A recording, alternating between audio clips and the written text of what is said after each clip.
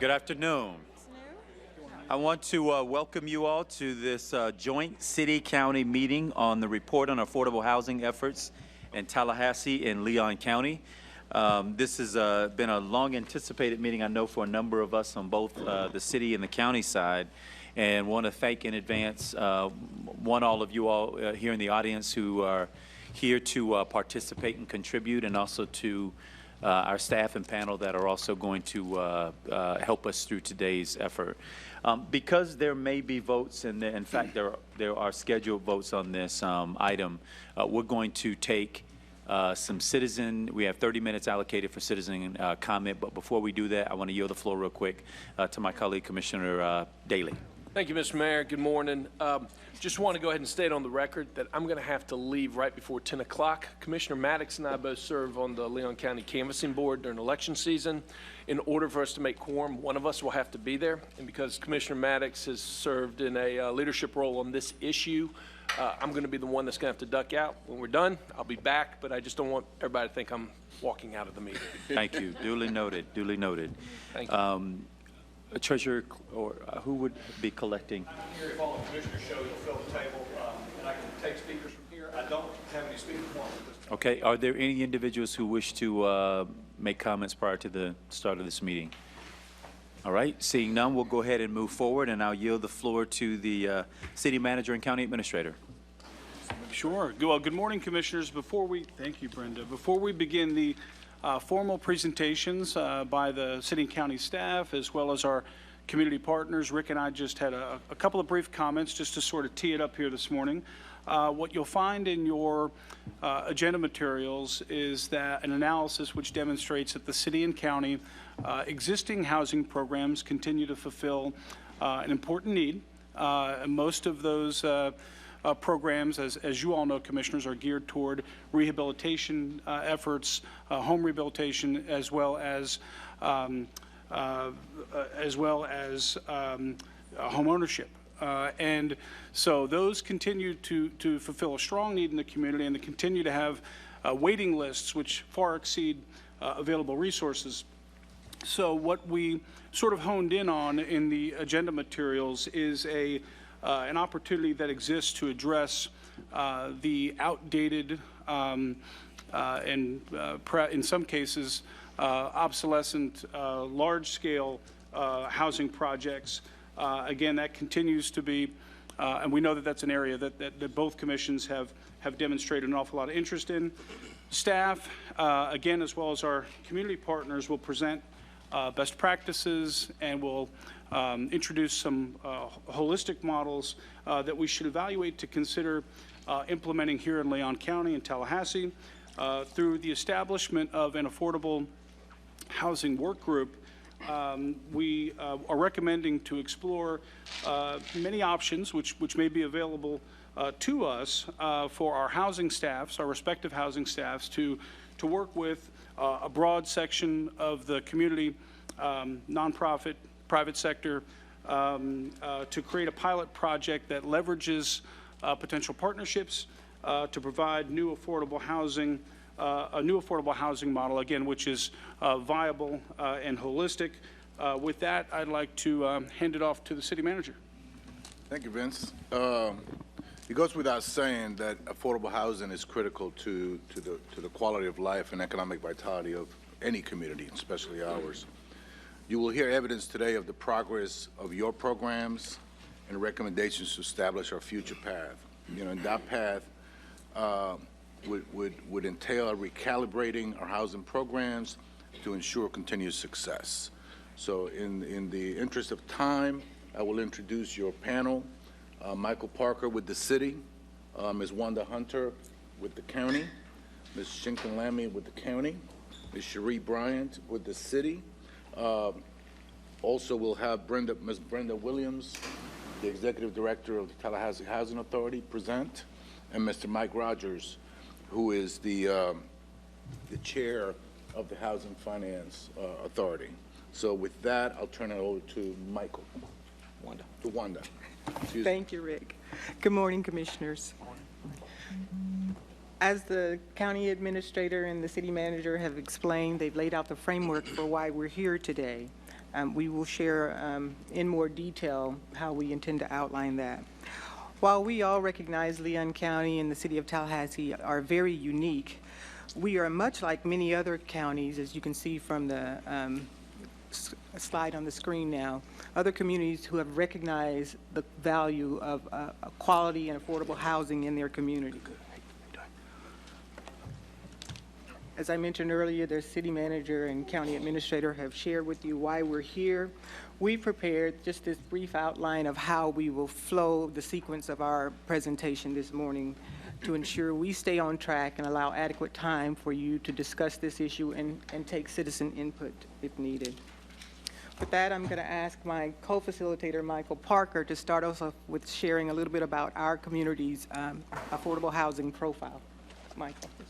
So the foundation for any, the foundation for any affordable housing strategy really needs to begin with what the data and what the needs say about our community. So in your agenda item, you have a lot of detail about some of the statistical data that we've compiled about the city and the county, but I just wanted to give some highlights. First of all, I want to tell you that typically we use the HUD criteria to identify need, and that's driven largely by the fact that many of the resources that we have available to us to address affordable housing come from those sources, and they use that criteria as eligibility. But essentially what it looks like is that in order to be able to qualify as low income, which is one half of the equation, then you need to be reach an 80% or less of area median income, which means the income of a family, and it's based on family size, is 80% or less of what the average income is for this particular area. The second issue that HUD typically uses is to determine cost burden.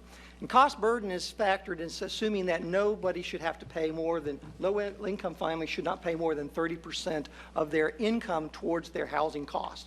So if you are low income at 80% or less of area median income and cost burden, then you spend 30% or more of your income towards your housing, then you're identified as a party in need.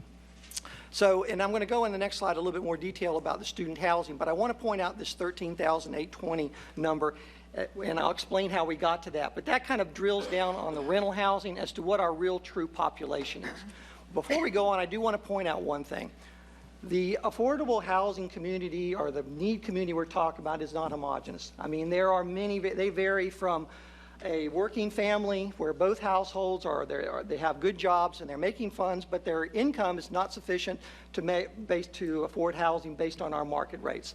And it varies all the way down to someone who has no or little income, who may have other needs, support needs as well as housing. So it's a continuum that you'll hear about referenced in there, but it also shows that any strategy that we come up with is going to have to be diverse and needs to be targeted to address all those specific need groups. Next slide, please.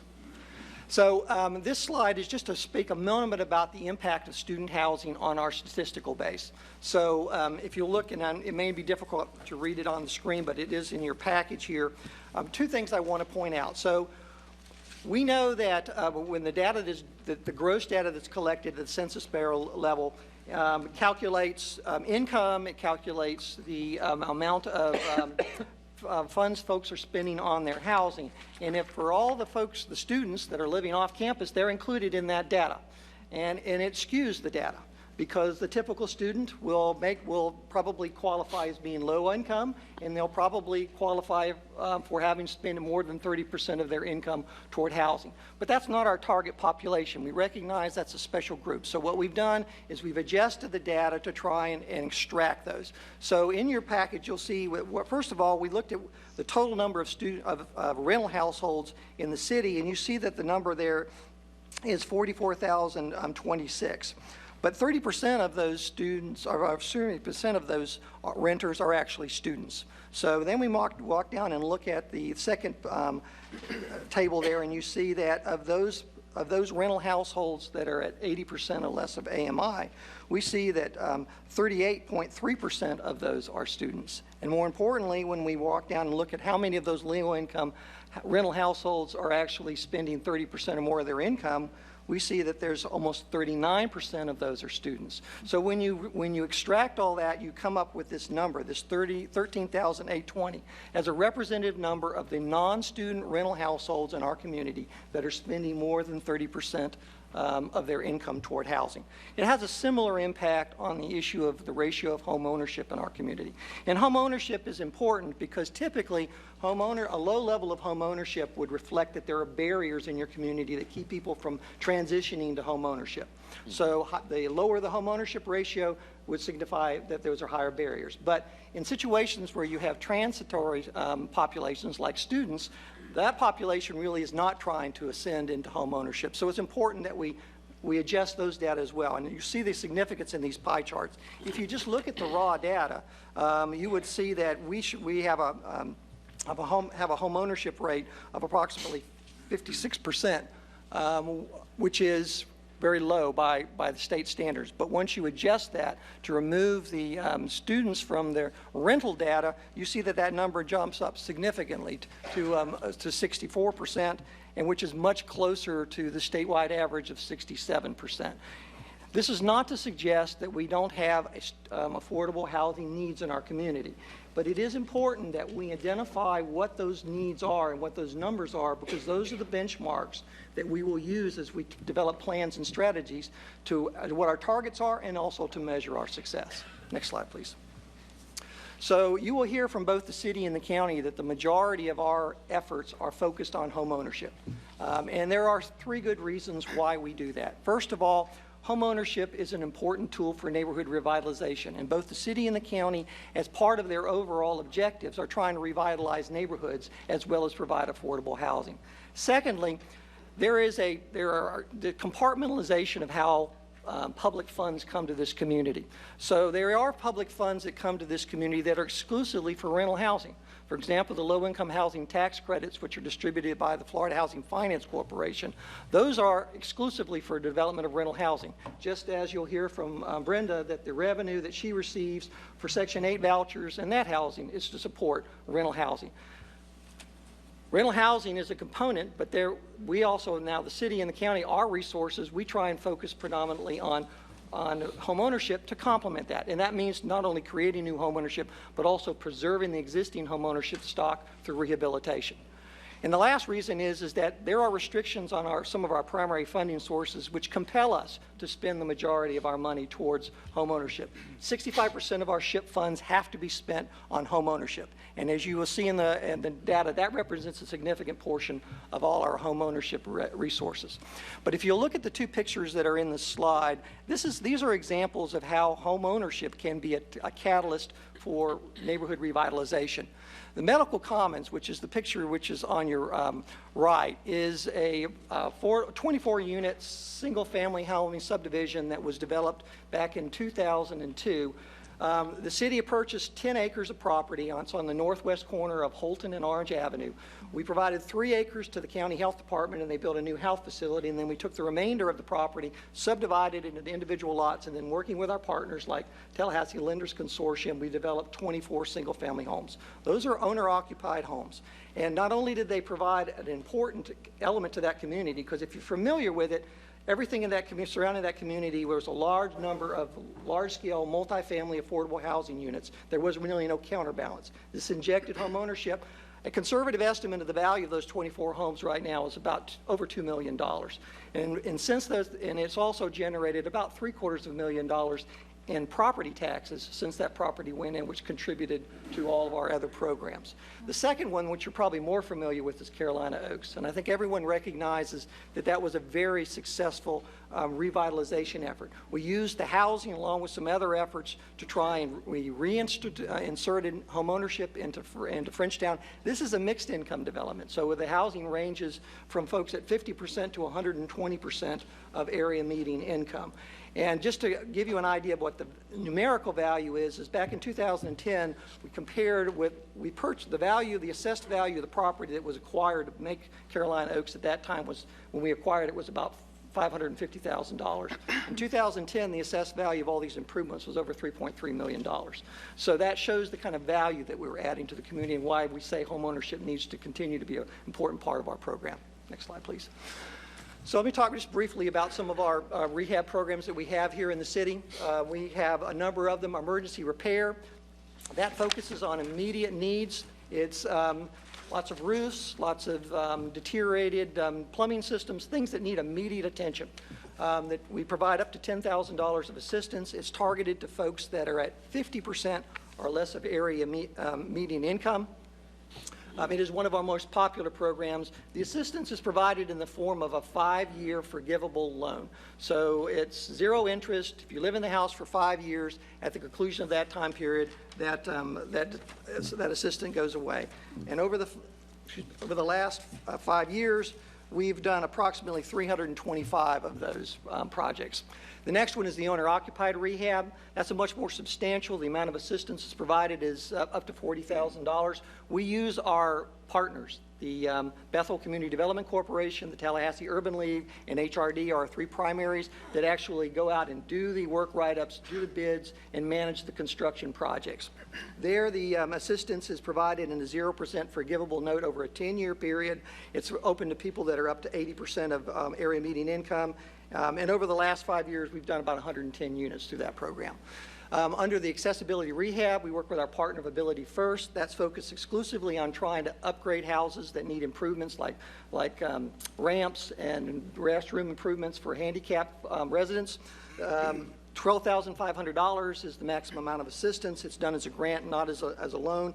80% of AMI is the target or the eligibility requirement. We've done 50 of those units over the last 5 years. And last I'll mention on rehab is our code enforcement rehab. We instituted that a number of years ago to help in situations where our code enforcement folks have gone in and cited property and the homeowner is unable to come up with the resources to make the necessary improvements. That program provides up to $2,500 worth of assistance. It's for folks up to 80% of AMI. We've done 22 over the last 5 years. Down payment assistance, this is one of a very successful program that the county has a mirror program that works with it. We work with our partner, Tallahassee Lenders Consortium. We provide down payment assistance loans for first-time home buyers. They go through a home buyer education program to qualify. Then the TLC matches them up with a participating lender, and then we will provide a loan for down payment assistance. It ranges, it's up to $8,000 for buyers that are at the 80% AMI, and it's up to $13,000 for buyers that are at the 50% of AMI. It's a 0% interest deferred loan. It's not forgiven. Basically, no payments have to be made on it until the first mortgage is satisfied, either through they live in the house for the term of the loan or they sell the property. So those are the primary programs that we run for for home ownership. Next slide, please. And just talk a little bit about some of our funding sources. We are an entitlement community, and there was reference to that in the agenda item. So as that, we received funds directly from HUD under certain programs based on our population. In this current year, we're having approximately $1.8 million in CDBG funds. We'll have a little less than $800,000 in home funds. We'll have about $160,000 in emergency shelter grant funds. Our SHIP allocation is about $1.5 million. And in addition to that, the city maintains an affordable housing trust fund, which is resources that the city has dedicated, and we use those funds particularly for loans. It's at the discretion of the city. It's focused at affordable housing. There's approximately $1.3 million available in that. Another major partner with us is the Community Redevelopment Agency, and I know many of you are familiar with that. The CRA sets aside money each year for affordable housing. I want to make one correction in the agenda item. The amount of money that's currently available for 2016 is $300,000. I was incorrectly stated as $150,000 in the agenda item. But I want to point out Goodbrad Hills, which is the picture you see there, is a project that the CRA back in 2007, that's a low-income housing tax credit project. And as pretty as that looks, some of you will remember when it was known as 1010 Macomb or Ebony Gardens. It was the poster child for the problems that Frenchtown had, and it was critical that we revitalize this project as part of the Frenchtown revitalization.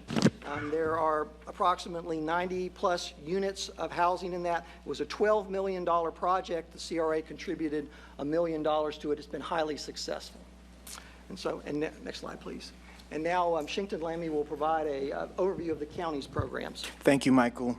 Similar to the city commissioners, as you can see in the slide, the county's programs are designed to preserve and expand home ownership. The picture above gives you an example of a home replacement project that we completed. As the county administrator mentioned, housing rehab and replacements are the primary programs utilized by our residents. And by residents, I mean those that live in an unincorporated area. Because the main funding source for the county's housing service is the SHIP program, our dollars are restricted specifically unincorporated area. And that's because to ensure that there is not an overlap or redundancy of state dollars within the city limits, because the city also gets those SHIP dollars also. For this fiscal year, FY17, we'll be receiving $614,000 for SHIP dollars. Even our CDBG dollars, which we were recently authorized, are limited to the unincorporated area because the unincorporated area is not an entitled community. So unlike the city, within the city, they're an entitled community. Unincorporated Leon County is not an entitlement community. So we don't get CDBG dollars on an annual basis. Instead, we compete with other small and mid-sized communities for funding, and this year we actually were authorized $750,000, which we can utilize over the next 3 years, specifically for affordable housing. Those dollars will also be utilized for our rehab and replacement program, and the reason that will be is because that program is, the demand for that program is very high. We currently have a waiting list of more than 400 residents who are looking for funding for replacement and rehab, and this can be anything from roof replacements and septic tanks, assistance and things like that. And for this reason, it is important that we continue to maintain the resources that we provide to these programs to continue to assist those residents in an unincorporated area. So now we'll shift to talk a little bit about our partners, and we have Mike Rogers, who will talk about our Housing Finance Authority. Mike is our chair this year for our Housing Finance Authority. Good morning, everyone. Again, I'm Mike Rogers, current chair of the HFA in Leon County, and we appreciate the opportunity to participate in this meeting. In your package, you've got a detailed write-up, detailed report from the HFA, including recent activities, recent accomplishments. So I'm not going to read through all of that with you, but it is there in your packet. As you can see from the first slide, we are a creature of Florida statutes, and we do have specific rights and responsibilities and a specific role in the community. Currently, there are approximately 20 active, excuse me, and inactive HFA organizations statewide. Over the past 2 years, our focus has primarily been in Leon County to prepare the local HFA to play a much larger role in affordable housing issues. I want to touch on just a couple of the recent successes, and I believe they're outlined on page 22 in your packet. We were able to provide $37,000 worth of funding last year that made possible a project of about $18.7 million, and that's Kenwood Place Apartments. They will provide 112 units for senior housing, and again, that is the first and most recent project that we funded. You may remember a few years ago, there was a 9/11 project that rehabbed, I believe it was 8 homes locally. The HFA provided $100,000 in funding to make that project possible. We also have a emergency home repair program. A little different, obviously, than the city's program, but we provide up to $1,650 per home to address immediate issues for residents that can't afford to wait on programs that may take a little bit longer to access those funds. So on the next slide, this is an example of a project that the HFA participated in several years ago, Lakes of San Marcos. This was done through a bond issue. Current environment doesn't really support bond issues, and the current funding of the HFA, we're not currently looking at any new bond issues, but that is an example of a project that the HFA made happen. And finally, I'll say we appreciate the opportunity to be here again, and we're here to be a partner in this, and happy to answer any questions you may have. Before Mike leaves the podium, one thing I do want to mention also, Commissioners, that the HFAs, unlike the county, our program, their services are not limited to unincorporated area. They can provide their services in the programming county-wide. Thanks. Thank you. So one of our major partners in providing affordable rental housing in the city and the county is the Tallahassee Housing Authority, and Brenda Williams will give you a brief overview of their programs and some of their current initiatives. Good morning. Good morning. And thank you for the opportunity to speak this morning. The Tallahassee Housing Authority is a quasi-governmental agency. We have a 7-member board that is appointed by the mayor. The Housing Authority currently owns and manages 542 units of public housing. Those public housing units are located at Orange Avenue, which is at Orange Avenue and Country Club Drive, Springfield Apartments located at 1700 Joe Louis Street, Goodbread Hills, which is a tax credit property that was discussed a few minutes ago, and also Pinewood Place. In addition to that, we own and manage 41 single-family homes that are located throughout the city of Tallahassee. And we also manage 2,100 Housing Choice vouchers, more commonly known as the Section 8 program. The Housing Authority's annual budget is approximately $22 million annually. The 2 largest sites that the Housing Authority manages include Orange Avenue and Springfield Apartments. Orange Avenue and Springfield consist of 200 units located on approximately 29 acres. Both sites were built in the early 70s. They've had little to no renovation. The only time any work has really been put into the units is when a family moves out and we turn around that unit for another family. Both units, while they look really good on the outside, they've basically been a management nightmare. Both properties, they have problems with underground utilities, bursting pipes constantly, not only underground, but inside the units, at least once or twice a month. We have an issue with underground infrastructure problems. The units are obsolete. They were built in the 70s, so, there's a lot of amenities that the residents, don't have. For example, the stoves don't have vent hoods. The bathtubs are rusted on the bottom, so we're constantly going in and replacing those bathtubs and the sinks. The rooms are very, very tiny. When you walk into a bedroom and you open the door, you're going to bump the bed, just that small. We look forward to renovating or redeveloping both the Orange Avenue and the Springfield site. We've started with the Orange Avenue site. We recently issued a request for qualifications for a developer to prepare a master plan to redevelop the Orange Avenue site. The proposals are due on October 31st. We anticipate selecting a developer by November 30th. We'll take a recommendation to our board at our December meeting. The master plan will begin preparing the master plan in January, and we anticipate that the master plan will be completed by the end of April. Okay.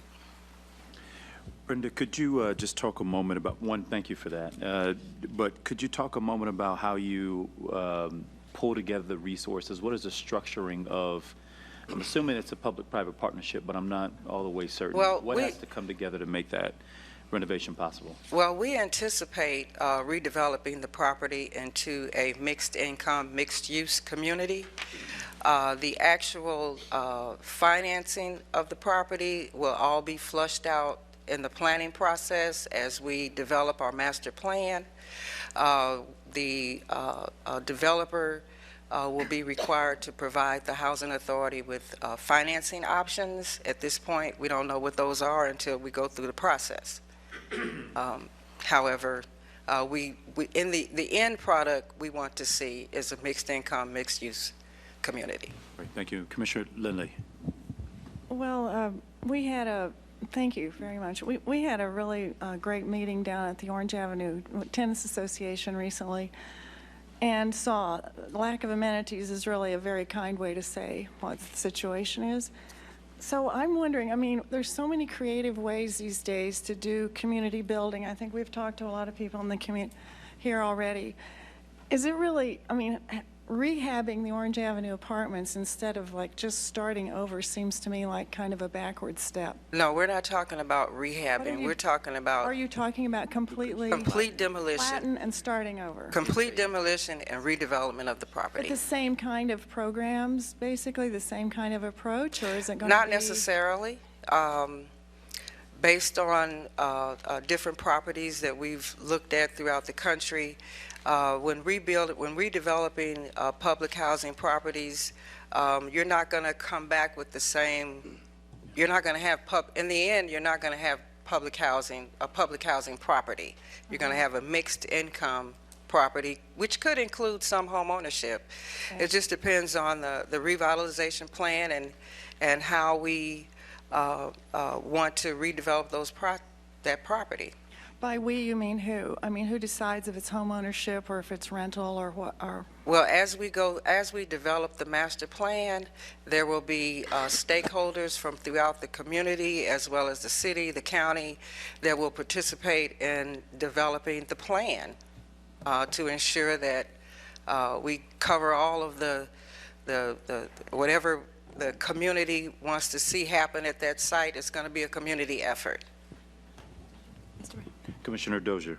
I was going to say this. Thank you, Brenda. And Commissioner Lindley, I would have had the same question, but I've actually heard from a few folks who had read the RFQ, and I just wanted to thank you. I mean, kind of the genesis for this meeting was a CRA discussion that we had and a presentation from Tampa, and what I heard told me that you all reflected heavily, I think, on that presentation perhaps, and Yes. other things you'd learned, and it really did meet a lot of those benchmarks. So I had not read it. Of course, you know, didn't even know it was out there until I started getting calls, but the response from community folks, a lot of whom are here, just seems to be great. And I think it was an indication that even though we waited a while for this meeting, which, you know, we had a lot of work to do this year, things have not stopped this year, and I really appreciate that. So thank you. Thank you, Commissioner. Commissioner Richardson. Thank you, Mr. Mayor. Two things. One is Brenda didn't mention, but we have been very fortunate to have the assistance of staff from the Tampa Housing Authority that have been working with Brenda. She has a relationship with them that goes back a long ways. One of the things you may or may not know about Brenda is that she's very, very well respected nationwide in the housing arena. And so we were fortunate to have staff from the Tampa Housing Authority to work with us on this project, or to work with Brenda and the Housing Authority on this project. If you haven't had a chance to go to Tampa and see what they've done in Tampa with respect to affordable housing, you know, I think, and Michael touched on it, Mr. Mayor, when we talk about affordable housing, people automatically in their mind's eye think low income. But we're also talking about working families who are not able to afford housing. And so we've got to make sure that we continue to put that message out to the community. So we were fortunate in that respect to have assistance from the Tampa Housing Authority in putting together the RFQ, and they will be play an integral role in the master planning for the project as well. But the other thing is, as you all know, I have been very interested in the whole notion of a community redevelopment agency for South City. Originally, South City was included in the CRA. For whatever reasons, it was taken out. But what I wanted to ask, Brenda, could you talk about, and we heard from Tampa how important a CRA has been to them, but can you talk about the importance of a CRA in your efforts to revitalize housing in the areas that you've talked about this morning? A CRA would be helpful to us because it would give us more opportunities to apply for funding, particularly tax credits. The state issues requests for applications for tax credits that, we aren't able to apply for because we don't have a CRA in the area. We don't need any money up front from the CRA. Just having a CRA in place, preferably a new CRA, would be our preference because the benefits are going to come on the back end as opposed to the front end. We're not looking for any funding from the CRA on the front end. Got it. Commissioner Miller. Brenda, I know you all mentioned when we were down there that there have been problems with flooding. Yes. And a lot of this property is in the floodplain. And so I have a level of concern about rebuilding in the same place where it floods already. So I'd like for you just to keep that in mind. And I've actually even brought up on occasion the opportunity. We've got city-owned property in the area, possibly moving it to a higher ground. So I just wanted to bring that up here with the staff and the rest of the commission for you to keep that in mind and consider that. Brenda, could you talk a little bit about what the waiting list, give us a sense of the need right now of those who are on your waiting list? We currently have approximately 2,100 families on our waiting list.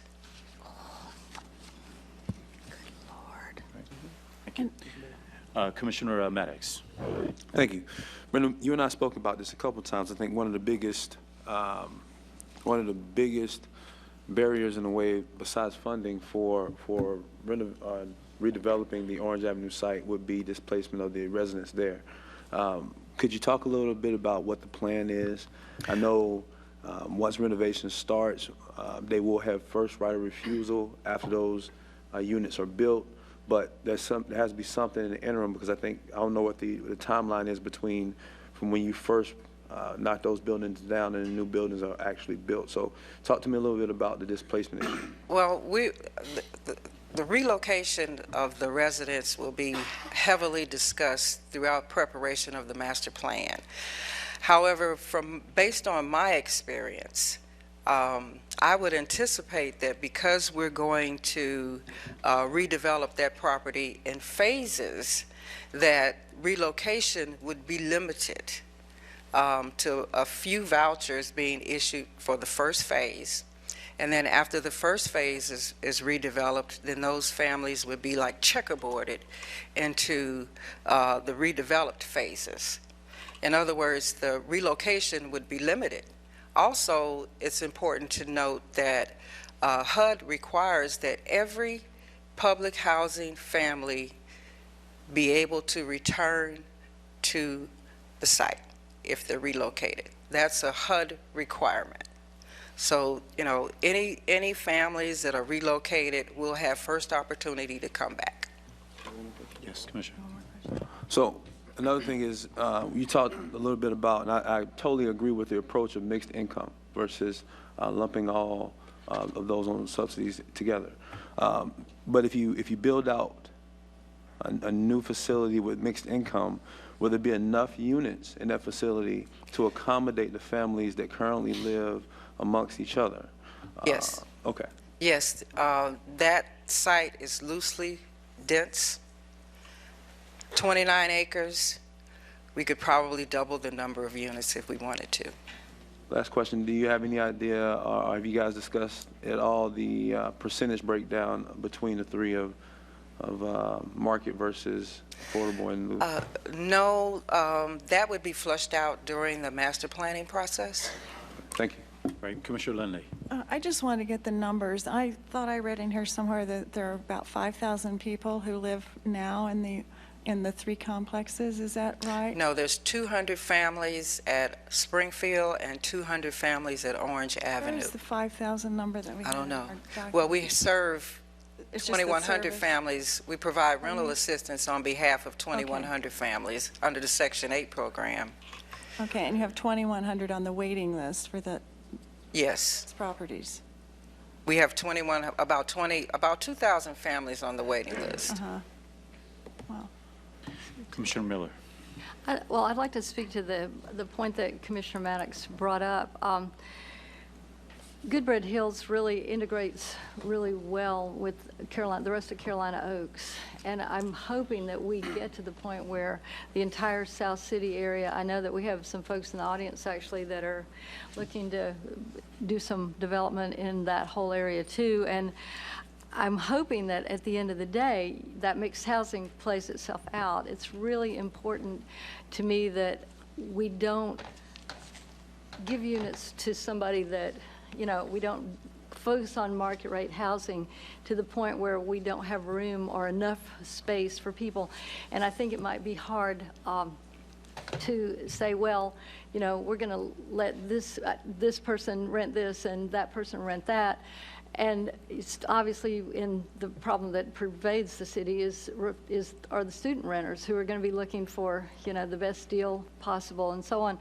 So a comprehensive look is really what I'm getting at, a comprehensive look at the entire area so that we look at what else is happening around and we don't end up concentrating people, but we end up with an outcome. I think the outcome at Carolina Oaks and Goodbread Hills is just an excellent outcome. That's one of the areas. And I'm really proud of that whole neighborhood and that effort.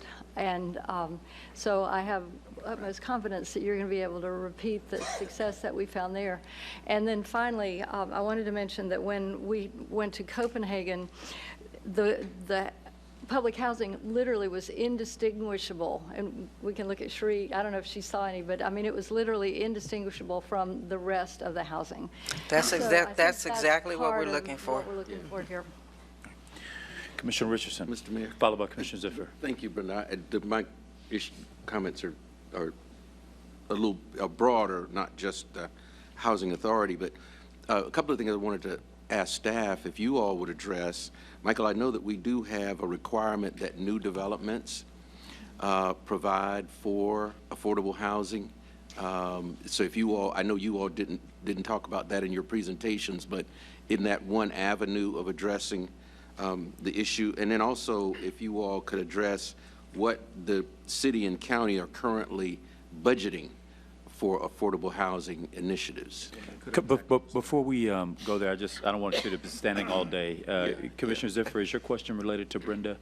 If not, we'll go ahead and. I have one more related question. One more question for. Mine are broader. Okay. Thank you. Management of facilities. So have you guys discussed or thought about at all having a third party come in and manage, or does the Housing Authority want to maintain control of management, or what are the thoughts there? Are you flexible on that? How is that looking? Because it is a tax credit property, it will be privately managed. Thank you. Got it.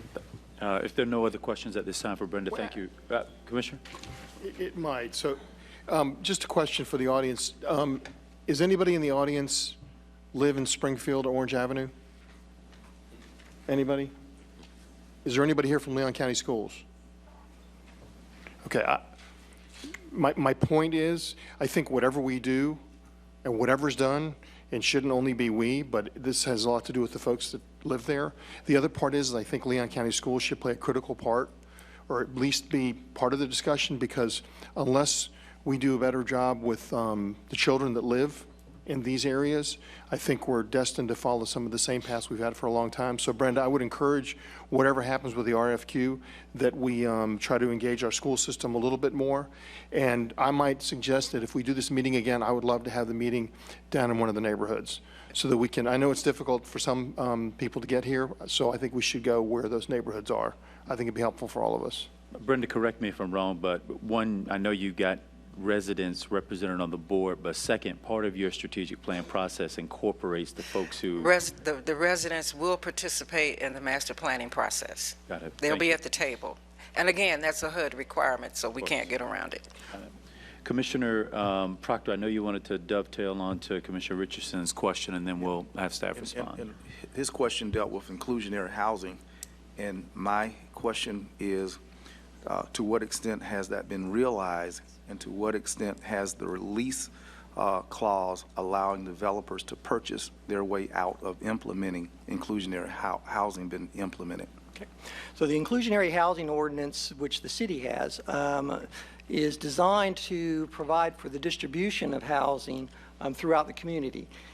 Affordable housing is a byproduct of that, but not the primary focus is on having a better distribution of housing throughout the community. So the inclusionary housing requirement is only triggered when there is a development that is over a certain size, which is now 50 units or more.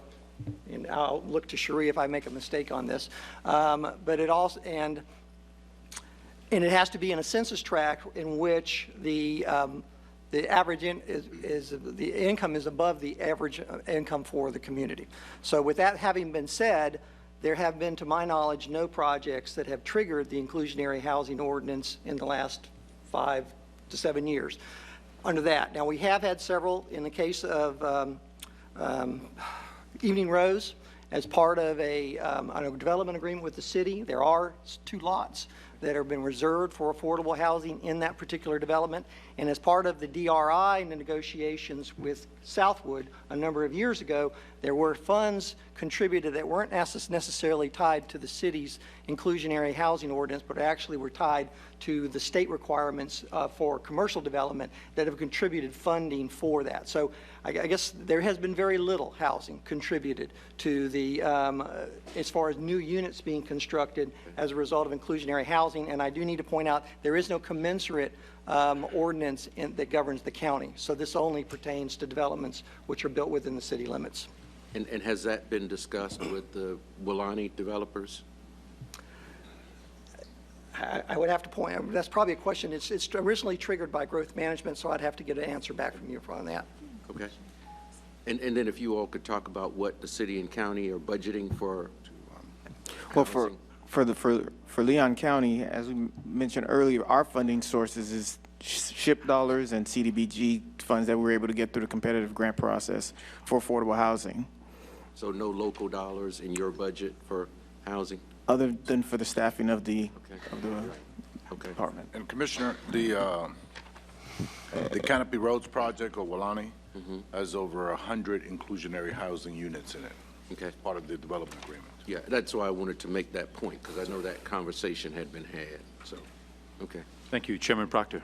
Thank you, Mr. Mayor. I think Mr. Parker's comments underscore the importance of what we're doing today, and that is inclusionary housing has largely been a trickle-down focus that once the bigs take care of those who live in areas and census tracts that exceed median income, then it's triggered. If there's 50 units or greater, that means that in ratio to every 50 homes, there is how many inclusionary?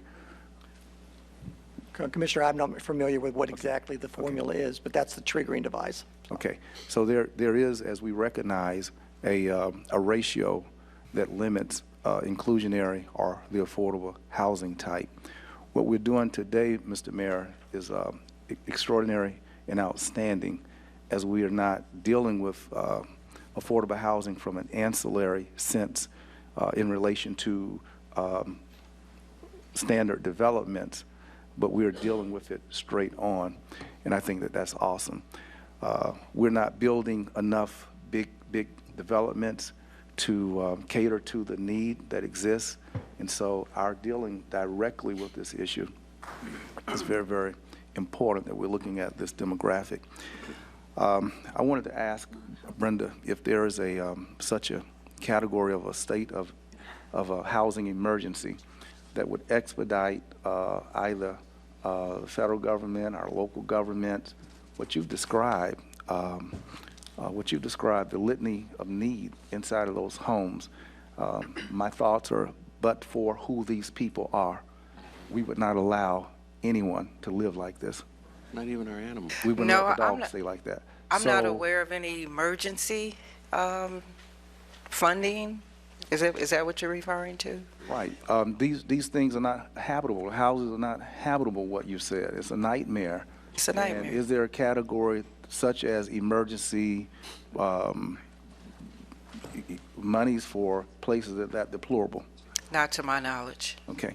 Mr. Mayor, it seems that we, as a body, recognizing the inventory of crisis that we have in this segment of housing, should consider, contemplate emergent state for people who are living in places that are really not habitable. And I would recommend, as a first recommendation today, that we would look at Tallahassee Housing's inventory, and that we would consider, be it through a bond effort or That would be nice. some need, that we would bring the citizens in our all-American city up to feeling and being like Americans. Right now, I'm not satisfied this morning that everyone in the heart of our city and community are living at an American standard in housing. We have heard that today. Let's not leave here with our heads under the sand. Let's, and I'd like to state that as an initial, and I'll come back to it later. Thank you. Thank you, Chairman Proctor. Commissioner Maddox. I'm very interested in getting to those housing tours next, but you talked a lot about tax credits. How well positioned are we to be able to have a good chance of getting those tax credits? Well, as you know, tax credits are awarded through a lottery system through the state. The Housing Authority has applied several times and been unsuccessful. One of the requirements for the RFQ that we recently issued is that the developer provide us with some financing options other than tax credits. And we're hoping that we'll get some good responses back in terms of what our financing options could be. Thank you. Commissioner Miller. Brent, I remember when we had the gentleman from Tampa who came up and talked to us, and they privatized part of their development. And I think that kind of approach, I guess the RFQ is going to be very broad and Yes. open to discussion. Yes, it will be. All right. Thank you very much. 'Cause There's 29 no acres- limits. 29 acres on Orange Avenue is a pretty significant piece of Yes. property. Brenda, I don't know if you know the answer to this, but if you partner with a private developer on this, it's still federal housing and thereby untaxed, or would it all be eligible I for believe it assessment? would. I'm not sure Okay. Do we know? regarding the answer to that question. Maintained by the housing. It depends on how, it would really depend on how the land is subdivided. If there is actually a for-profit entity that's operated on it, it's the use of the property that it could conceivably become, a portion of it could become taxable. That would be a discussion with the tax assessor. But Commissioner if Miller? it's a private nonprofit, it would not be taxed, correct? That's correct. Thank you. Private, nonprofit, it wouldn't. Commissioner Richardson. One of the other things that I want to highlight that Michael mentioned when he was talking about our inclusionary housing ordinance is that the goal of that is to ensure that affordable housing is located throughout our community and then is not just concentrated in certain areas. And so I think as we go forward, it's going to be important that we keep that in mind, that we're not looking to concentrate everybody in any one or two areas of the community, but for affordable housing to be available throughout our community.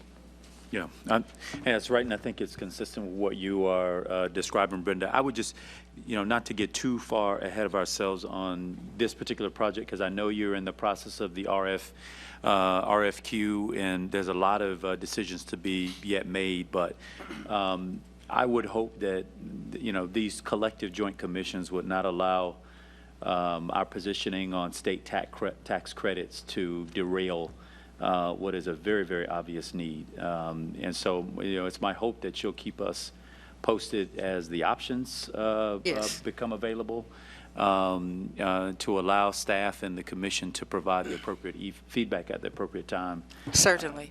The need is, clearly well demonstrated. I want to make sure that we're able to continue on the slides that y'all have prepared. Chairman, did you want to? Mr. Mayor,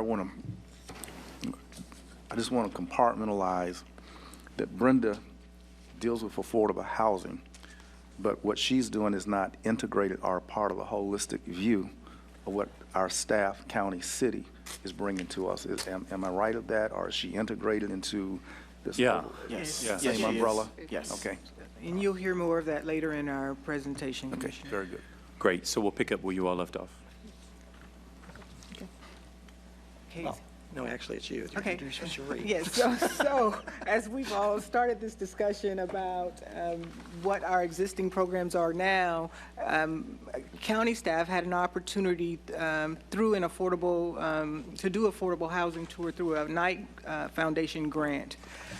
And Cherie Bryan is going to share a little bit about what that task force who participated in that tour experienced in terms of the affordable housing models and funding options that they saw there. Cherie. Thanks, Wanda. Yes, I was fortunate enough to be a part of the team that visited New Orleans and Baton Rouge. There was also a member from my staff who was on the Atlanta trip. We, as Wanda mentioned, I don't think your mic your microphone's on. Katie Shinkton's. I'll just switch. Yeah, thank you. We couldn't hear you, so I'm sure they could. Okay, that's better. That sounds better. So as I said, we were, my staff and myself were fortunate enough to attend the site visits for some affordable housing projects in the Southeast. These, the themes that we've been talking about through the course of the workshop today, these were wonderful examples of that. And that was the reason that the Knight Foundation was able to fund the trips. The overall theme was, in most cases, these were complete teardowns and redevelopments of properties that were very problematic. We talked about 1010 Macomb Street, and there were similar issues that these sites were dealing with as well. And they did, in several cases, completely tear them down and start from scratch. But there were a few instances where there were some historic buildings, and in some cases, part of the funding required that they repurpose some of those historic buildings. They did so in a creative way, and not just rehabbing a building for its previous use, but completely converting it so that it had a new use and was able to bring some new vitality into the community. And I'll touch base with that in just a minute. We can go to the next one. The models that were used were holistic, looking at not just housing, but the fact that to have a successful community, to break the cycle of poverty in some of these existing neighborhoods, that you had to look at the entire life of a family and of a person, of an individual. And to do that, they had strong collaborations with the partnerships to that end. They used various funding streams. It wasn't just one answer, magic pill. There were, for the three different sites, there were 3 different formulas for some of the funding. There were some commonalities, of course, but in some cases you had some local partners as well. And they were mixed income. And that was key. That was key to the overall guiding principle of these, and that that there was a shift in the mindset of the community, and having that mixed income that was having different influences upon each other. You get to know your neighbors and you see their habits, and so that was an important piece for this model. I mentioned earlier that it was a holistic approach, and education is one of the fundamentals of that approach. There was, especially I was able to visit the New Orleans Columbia Park, which was in the previous picture, but I was able to visit that site, and they have an early learning center. That was that historic building that I talked about, and they had 2 of what you might consider your typical 2-story block buildings that were part of the original housing project, but they rehabbed those, combined them together, and converted them into a very modern early learning center, which was inspiring to see these facilities. The teachers were excited, the students were excited, and so it started from a very young age for children moving forward. There's also easy access to health and wellness, because it's hard to, the health is a critical feature to building a good foundation to go to maintain your long-term working history. So with that, I'll pass that on. Commissioner Miller, followed by Commissioner Lindley. I think it would be nice if we could have a presentation of the City Commission on this, an agenda item that really fleshes it out more, and we can have a more thorough discussion and ask you more questions. I did want to bring attention to the fact that down here where you've got the models and the strategies, you've got this holistic approach, including attention to health and attention to education. And I hope that in the RFQ that we get back and in any other effort that we make, we begin to try to incorporate those two elements into everything we do. I think the discussions we've been having about a community school, just for an example, that kind of thinking, I think is real important and could be really helpful to solving some of the other problems that exist around this topic, around the topic of poverty. So just, I like the presentation, and I'd like for us to consider that very seriously in whatever we do. Thank you, Commissioner. Commissioner Lilly. Yeah, I think Sharice hit on what I hope we come away from in this meeting today. When we started Blueprint, it was a holistic thing of transportation, recreation, and environmental. Every project is that way. With housing, I think it incorporates everything from crime to health to definitely housing and the amenities. When I was in California last summer, when Brian was crowned president of NACO,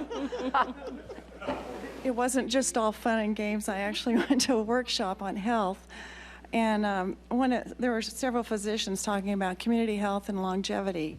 And one of the things that I came away with was that the zip code is more important than the DNA code.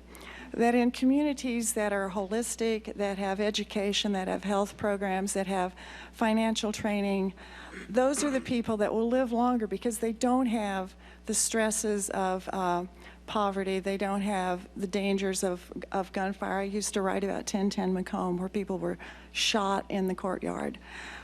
They don't have the despair that just governs when a lot of people are just pulled together, just suffering jointly and I assume bitterly and unhappily, and live fewer years. So I think for us to remember, the zip code is more important than the DNA code. Could be a governing principle for us in all of our thinking about housing, because we need to do more. The Housing Authority has a great role. A lot of our programs are very important right now, but we need to change the way we think about housing as a way of living. We all love our homes. We are fortunate here to go home at night, and I love to go home and kick off my shoes, put some olive oil in a pan, have a glass of wine, saute some garlic. I love my house. I never get enough time in it. I think everyone should have a home as refuge, home as comfort, home as beauty, home as family. So we have to get out of here's the way we've always done it, and it works pretty well. So I think it's time to move on. Very good. Thank you, Commissioner. Commissioner Maddox, followed by Commissioner Richardson. I couldn't have said it better than Commissioner Lindley said it. The only thing I was going to add to it is that I actually took those tours, and one of the most important aspects was the attention they paid to the children from 0 to 3. There was at every single facility we went to, there was a portion, or there was a strategic plan of tracking kids from the time they were born until the time they left, to make sure that those kids were going to college or they were getting some kind of technical training to put them in a better situation coming out. Another part was I was very impressed with or touched by was the mixed income portion of it, to make sure that kids were able to play, and most of the ideas were centered around the kids and trying to put them in different situations and give them different things to see. But where a kid has the opportunity to play with someone that was paying market rent. And the last thing I'll say was there was a sense of ownership of every single one of those properties, because every single resident was expected to pay something, even if it was just $50. Even if it was just $50, if you were completely subsidized, they still required you to pay something. And what that did was that gave people a sense of ownership, to where if something was going on outside your door, you were telling somebody that was going on, because it was that the unit that you lived in didn't belong to the apartment; it belonged to you. And so you were very careful to try to keep it clean, and try to keep it safe. So it was amazing. But that holistic view and the way you said it, Commissioner Lindley, was exactly what we need here. Thank you. Thank you, Commissioner. Commissioner Richardson, followed by Chairman Proctor. Thank you, Mr. Mayor. One of the things I wanted to keep emphasizing is that, because we it seems like the conversation keeps drifting back to low-income housing. I want to get back to Michael's comment that this is a continuum from very low income to housing, affordable housing for working families. We've got to make sure that that message gets out to the public. This is not just a low-income housing issue. It's that entire continuum, and the community needs to hear that. So I'm going to keep coming back to that whenever we start to drift into just the low-income aspect of it. But the one thing that I wanted to say, Mr. Mayor and Commissioners, is that, and I have to tell you, I borrowed this from Bill Wilson and Michelle Hartson, that housing is only one aspect of neighborhood and community redevelopment and revitalization. There are a whole lot of other aspects that are important to redeveloping and revitalizing a neighborhood. One of those is the built environment. You've got to have the public infrastructure in place to support this housing. Brenda talked about the lack of that infrastructure in the South City area. There are no sidewalks. Hopefully we'll start addressing that issue. Water and wastewater, the infrastructure to support that is not in place. So you can't just put housing there if the public infrastructure, lighting, parks and rec, walking trails, if all of that is not in place to support the housing. You've got to have an education component. People are not going to move into areas where they feel their children cannot get a quality education. The need for a new high school on the south side of town. I was on the school board in the 90s, early to mid 90s, and I saw when we built new schools, neighborhoods mushroomed around those schools. And so that's why I am very much in favor of a new high school on the south side of town, because I think that could go a long ways to helping us in our efforts to revitalize and redevelop neighborhoods, particularly on the south side of town. You've got to have commercial development that supports this housing. People have to be able to shop somewhere and to dine, and all those other commercial amenities that support the housing. Social services, they've got to have access to transportation for those that don't have private transportation. So we've got to address it from that holistic approach. I know we're focused just on the housing today, but as we go forward, we're going to have to look at the broader picture of how we support these housing developments and these issues that have to be addressed as we move forward with providing the housing as well. Thank you, Thank you, Chairman Proctor. Thank you. Ditto to Commissioner Richardson's comments, Mr. Mayor. You know, a problem, one of the highlights, and one of the things which dots have not been connected, I went on the Tampa trip, is that there on 22nd Street, there was a new Middleton school built.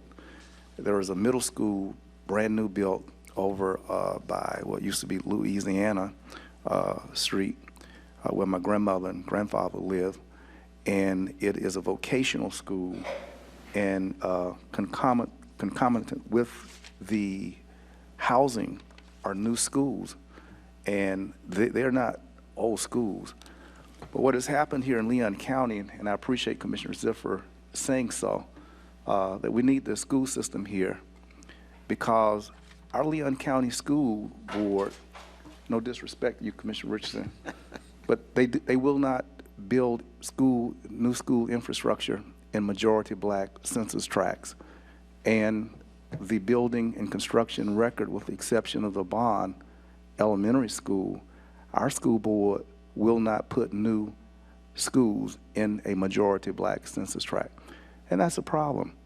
So when you look at the correlation of the Lincoln High School closing in '69, we had a deflation of the economic center, Frenchtown, commercial area, winding down, as well as the residential properties disintegrating.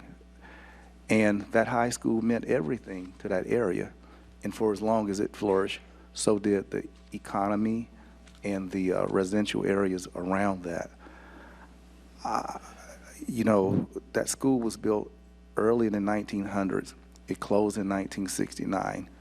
And we have not had the black community with the migration of white flight and African Americans moving in those communities around Appalachia Ridge and all over around Rickards. And those areas may now be majority black census tracts, but those schools which were already built were more or less inherited but by African American communities and thus became African American communities. But since African Americans have become the majority in those tracts, there's just no investment. And I don't know why the school board refuses to do anything other than close schools. They've closed Leonard Wesson.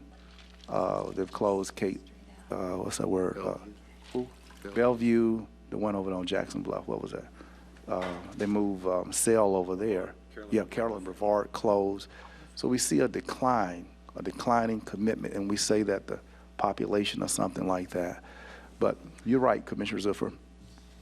These neighborhoods that are looking pretty here, what is not shown is the pretty new schools. And if you don't have pretty new schools around these places, they're not going to hold up. It's the engine that drives and keeps those neighborhoods together, and it's the cement, it's the glue. And if we don't have the schools and a commitment for a new high school over in that south side, all of what Ms. Brenda is about to do, that stuff not going to hold up. So I strongly suggest that we would try to persuade our school board to not redline its investment of public dollars into majority black census tracts.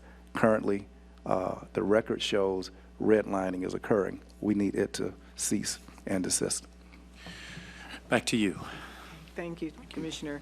Cherie just shared with you some models and examples that they saw in other communities that they visited, some of which can be replicated here in Leon County. One of the discussions that was had was regarding funding sources and funding streams, and what you see on your screen now and what Shinkton Lammy will share more in detail with you in a moment is what they saw when they visited Tampa. Thank you, Wanda. So, Commissioners, this slide, as Wanda mentioned, is just an example of what is called capital stacking, which Sharice mentioned in her previous slide. And this is the TRIO project in Tampa. Many of you may be familiar from this from the CRA meeting when the Tampa Housing Authority made their presentation, but also we got an opportunity to visit this property as part of the Affordable Housing Tour. And the biggest takeaway from this slide, because we won't hold up too much on this one, is that in addition to the multiple funding streams that you see up there, there was also multiple partners that helped make this project happen. And that's what we saw with many of the successful developments that we saw during the trips in Atlanta, in Tampa, and New Orleans. So then we also had the opportunity following that 6-city trip.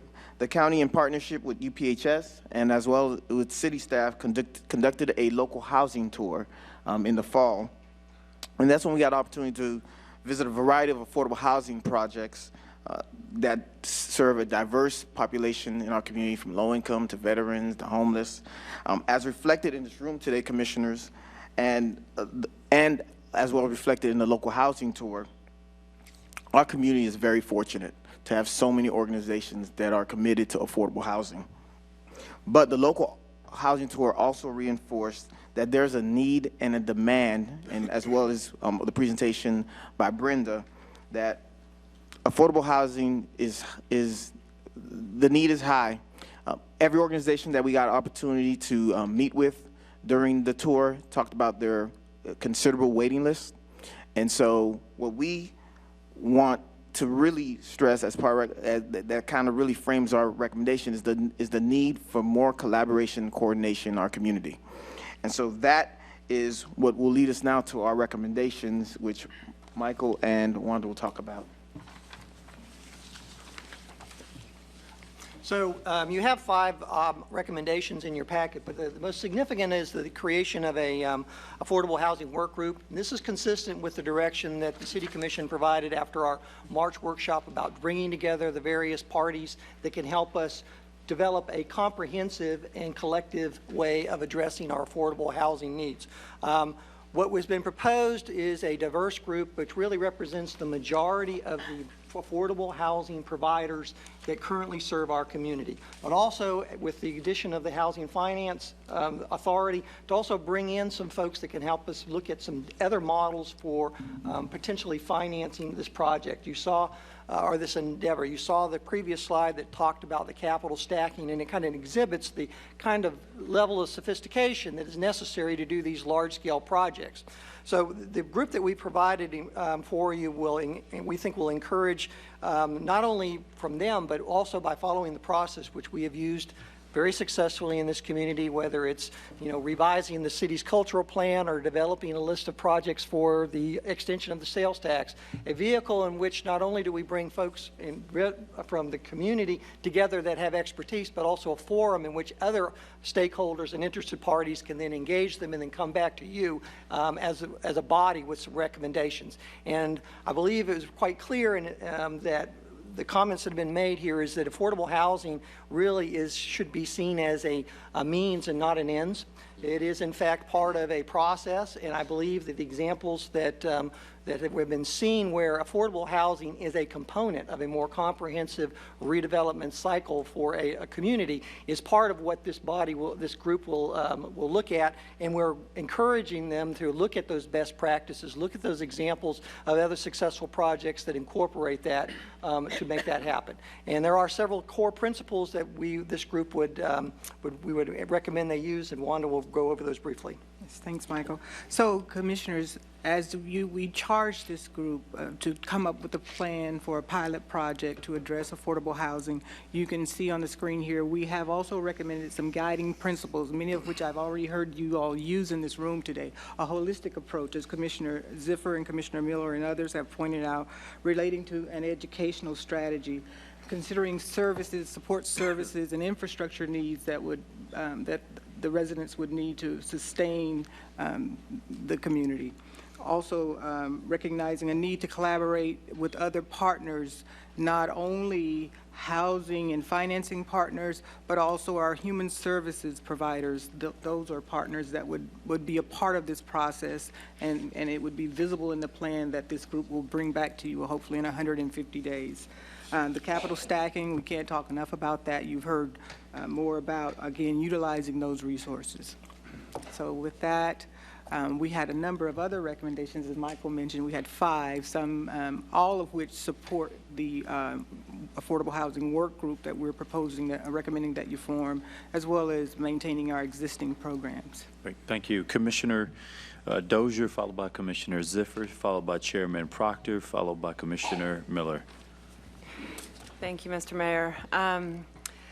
And thank you all. This is really exciting. And I got to say first, I mean, for a Thursday morning, this is a pretty packed house, right?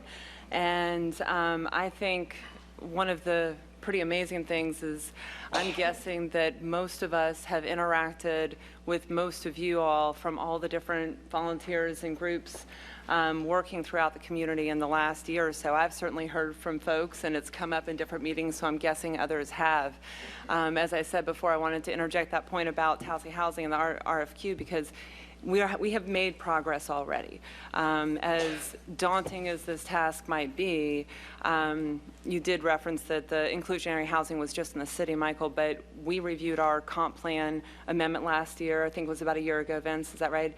And so we've all been working towards this, and I'm really excited to be here. I'm also excited about the options for a work group and taking the next steps, because obviously, as we've all said, this is such a huge issue. I agree with the comments that have been made about holistic and that it touches on health and education and all of these types of things.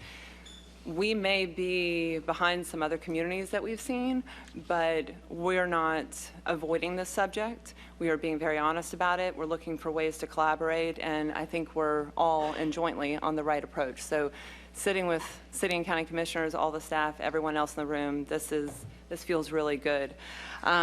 So I really wanted to go to the recommendations and just talk through a couple of things that stood out based on conversations the last year.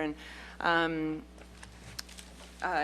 I suppose, Mr. Mayor, I could take some direction from you. I don't mind letting other comments go before making a motion, but I could get a motion started and we can kind of build on it. Maybe I'll go that direction. I'll start a motion after, And just after before my we comments. vote, Yes. Commissioner, we're going to take comments. So before we take a vote, we'll. I was going to ask, okay, thank you, sir. So we do have some comment cards now that have come in. Okay, that's fantastic. So, so yes, I will start a motion after I make a few comments, but I am more than happy to build on this and everything else if there are other amendments as we go around the table. So I think one thing that really stands out to me is that we've got our economic development plan coming to us this afternoon. We have initiated jointly a review of our comp plan. CRA, we're looking at revising or looking at the plan, and we've done a lot of new programs. CHSP, we've talked about targeting our funding more specifically. Jointly, city and county or separately, we've been talking about these different issues a lot. So one thought was that I really like option 5. I like the idea of getting a work group to focus on on redeveloping one of the multifamily projects, but I would love to propose that that might be a phase 2, because I think there might be more that this work group could do. For example, look at our other policies, land use, growth management, things like that. But in addition, our other opportunities, CRA, CRTPA, whatever, blueprint, and make sure that we get their assessment on what's working, what's not working, and any suggestions. And I think, that will keep our focus holistic as well in all of our other policies. I did, yes, we put in $300,000 into CRA this year, but it wasn't spent. We're rolling it over, I think, if I have that right. So there is money out there, but I think, at least for me, I'm feeling and I'm hearing from others that maybe some of this lack of coordination and other things, we could do a lot better in that area because the need is so great. I mean, Shanton, as you said, the 400 people on the waiting list, and that's just, within our housing department. It's not, a broad assessment of the demand we know is much larger. So I think looking at the other funding opportunities, this was something we had talked about back at the CRA meeting, and I know the County Commission talked about it when we were looking forward to this workshop. Looking at what other funding opportunities other communities use that we may not have used, and really drilling down into that, or how to leverage and partner with public, private, nonprofit sectors, all different people like that. We've probably got a lot more we can do with our limited resources and drawing down more resources. We need to bring money home from state and feds that we may not have accomplished in the past. And most people are looking at collaborative applicants, right, and collaborative approach in applications for those dollars. So I also, we didn't get to purpose-built communities. I know that came up in our county commission meeting, and I don't know if any of the staff wants to speak to that, but this was a group that may, in one sense, could work on one type. I thought there was going to be a suggestion made to work with them based on our county commission meeting, but Shinton, you want to comment on that real quick? Yeah. Yes, it is included in the recommendation. It's actually 5D. C. 5D, I'm sorry, 5C, where we talk about purpose-built communities. And also based on from what we gathered from last week's board meeting, there was a sense that we should also look at other partners or opportunities also. Okay. So that's why we have the and others. Okay, good. I have it highlighted. Yes, I do.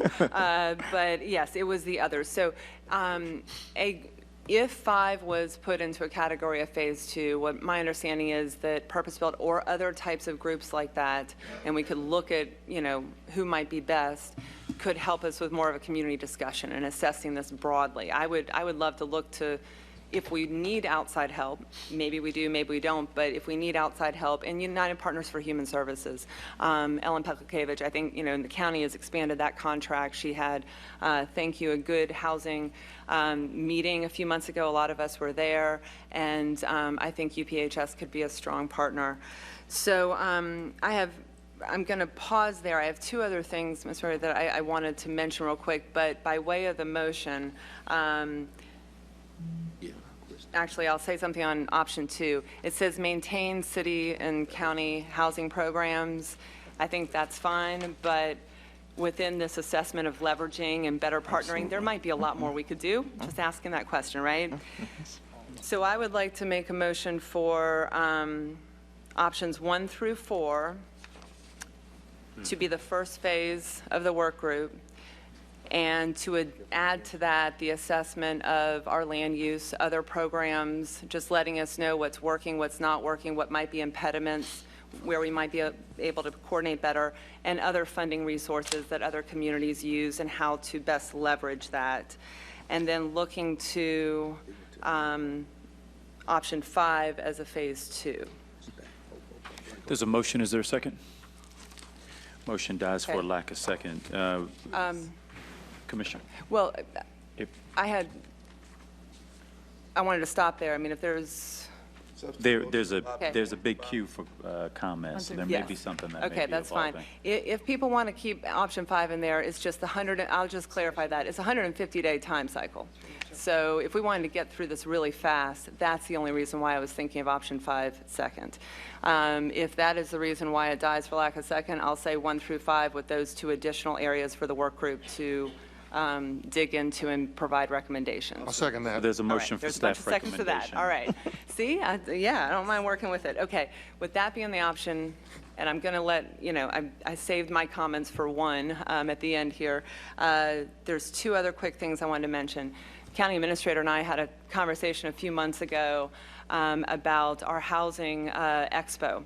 We have this fabulous program, I love it, every year, that trains people to take care of their own homes. We get tons of homeowners out there.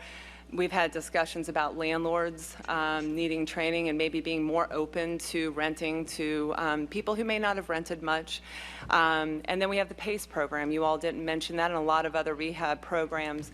So I'm wondering if we want to consider a joint city-county expo where we do training for contractors and others, and we have homeowner training. Habitat for Humanity has talked about, getting people's hands on power tools so we're more comfortable, particularly women, right? So I'd love to hear feedback if we want to do a joint expo to do some training options. And the last thing I cannot leave without saying, the continuum of care, we did not talk about it. And I don't want to, Gil, I knew you were going to be on this too. There you go. I will let you say more about this as well, but the continuum of care, the housing assistant plan, this is an 8-county region. I was the first chair. Jim McShane just took over as chair. We have a lot of board members here. If this organization now administers 4 grants, it's more than $2 million, drawing down from HUD, DCF, others. We have to coordinate all rapid rehousing homelessness programs through that organization, or else we will not be successful in those grants in the future. So any piece of this funding or plan or anything that comes through that, I want to make sure that the COC is directly tied into that, because being able to show that we have that coordination will meet our requirements for HUD and keep us funded and the other 7 counties funded as well. So with that, Mr. Mayor, I just want to toss that out because it's something that we've not talked about much. Thank you. Great. Thank you, Continuum of Commissioner. care, I'm sorry, Oh, is a part of the work group. We have recommended Yes. that they serve as a part of. Yes, ma'am. Sorry, Wanda. It is absolutely part of the work group. I appreciate that. I just wanted to clarify that any specific funding we may choose to do on rapid rehousing, homeless prevention, permanent supportive, those types of things should be in coordination with COC because that's a benchmark for our HUD application. And we will lose points if the coordination isn't there. So we don't want to lose any funding, right? That was my only point. Thank you. Understood. Great. Thank you. Commissioners, in the queue, I'll have Commissioner Ziffer, Chairman Proctor, and Commissioner Miller. If there are others, just signal to me and I'll add it. My comments will be very brief. Thank you, Commissioner Dozier. I was going to mention the homeless. I think clearly that's part of the entire discussion that we should have, so please, staff, make that a part of it. I think it's vitally important that Leon County Schools be included in this conversation. I've said it before. I think part of that are the discussions that we've had probably collectively, but I know we have on our city commission about the need for at least a school down there to have all-inclusive, not only our typical normal, which you would consider educational programming in the schools, but there needs to be an opportunity for healthcare. There needs to be an opportunity for after-school tutoring. There needs to be job training. There needs to be mental health. Because unless we incorporate those into the whole child, if I can use that term, I think we end up going down a road we don't want to go, and we're just going to throw money into a situation that's not going to be as fruitful as it could possibly be. If there is an interest, there are always options, and I know I've mentioned in the past, there are municipal charter schools that we could conceivably consider in something like this. Commissioner Miller used the word indistinguishable. Last night I suggested that we have lots of city parcels of land. I think one of those considerations should be not only the redevelopment of what's happening at Orange Avenue, but also if there are city parcels that would be appropriate for potential housing opportunities, I think we should consider that. I'm not sure what the county ownership is. I think everything should be on the table. I think there's an opportunity for us there. So having said that, those are my comments. Great. On point to Commissioner Ziffer's comments, because counties over the years, we've looked at what's the inventory look like as far as property that we own, and we spent a lot of time and effort trying to figure out what do we have and what's out there, and then we've got an annual review where we sit down and say, okay, is there any of these that we can potentially let Habitat use, or any of these that can become pocket neighborhoods that are in neighborhoods, if we bought for FEMA that'll never be able to build on them again? Are there any of these that we could potentially put in that kind of environment? In any case, both governments have a ton of inventory of this type of stuff that we ought to make better use of. So that's a great comment, and I think we've done a pretty nice job at the county as far as trying to figure out what we have and make the best use of it, and really kind of in some cases, turn it back over to the taxpayer and let somebody do something productive with it. So. Chairman Proctor, followed by Commissioner Miller. Thank you. Commissioner Dozier, were you receptive to Commissioner Ziffer's comment that option 3 would include a member from the school board, a school board appointee? Absolutely, Commissioner Proctor, Commissioner Ziffer, and in fact, I hit my key pieces that I really wanted to get in there, but adding more members to that group, making sure that schools, others are in there, I think we should have some flexibility there. There may be others on the list, but schools, absolutely, yeah. Thank you. Okay, I would support that. Members, Mr. Mayor, basically I was considering not just expanding to the schools, but here's an opportunity for the city, county, and school board to bank our local public dollars in local banks. And maybe, and I say this in a positive sense, creating a banking cartel which handles our public dollars to provide special support undergirding our efforts to stabilize affordable housing. I recognize that there could well be a conflict of interest in the sense of the banks receiving our local public dollars, which I believe our local banks deserve our public dollars, but that some of those dollars would be segregated and used to be reinvested in our community, thus creating our own local community reinvestment act. And I hope that this idea or concept of a community reinvestment act does not exceed the grasp of the members who are in option 3. I would like to see that concept explored, thought of. When our monies are put in banks that are of a national nature that do not provide loans to our community, certainly there's no reinvestment commensurate to the deposits that are made from our community. But I think that we have to bank with a conscience, and we can leverage and direct our public dollars from, I know, Leon County, our city, our county, schools, and place them in the conscious banking hands of local facilitators who would support and understand this project and designate multiple millions of dollars, of which billions are deposited yearly.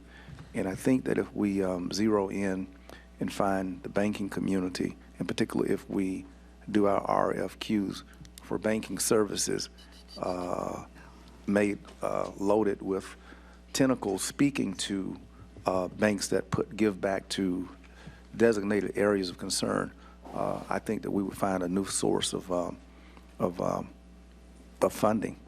I think we have to go there. Secondly, in light of the redlining that has occurred by the school board over the years, we really need to consider, and I hope that this too would not exceed the grasp of the Option 3 committee, that we would perhaps consider designating affordable housing zones.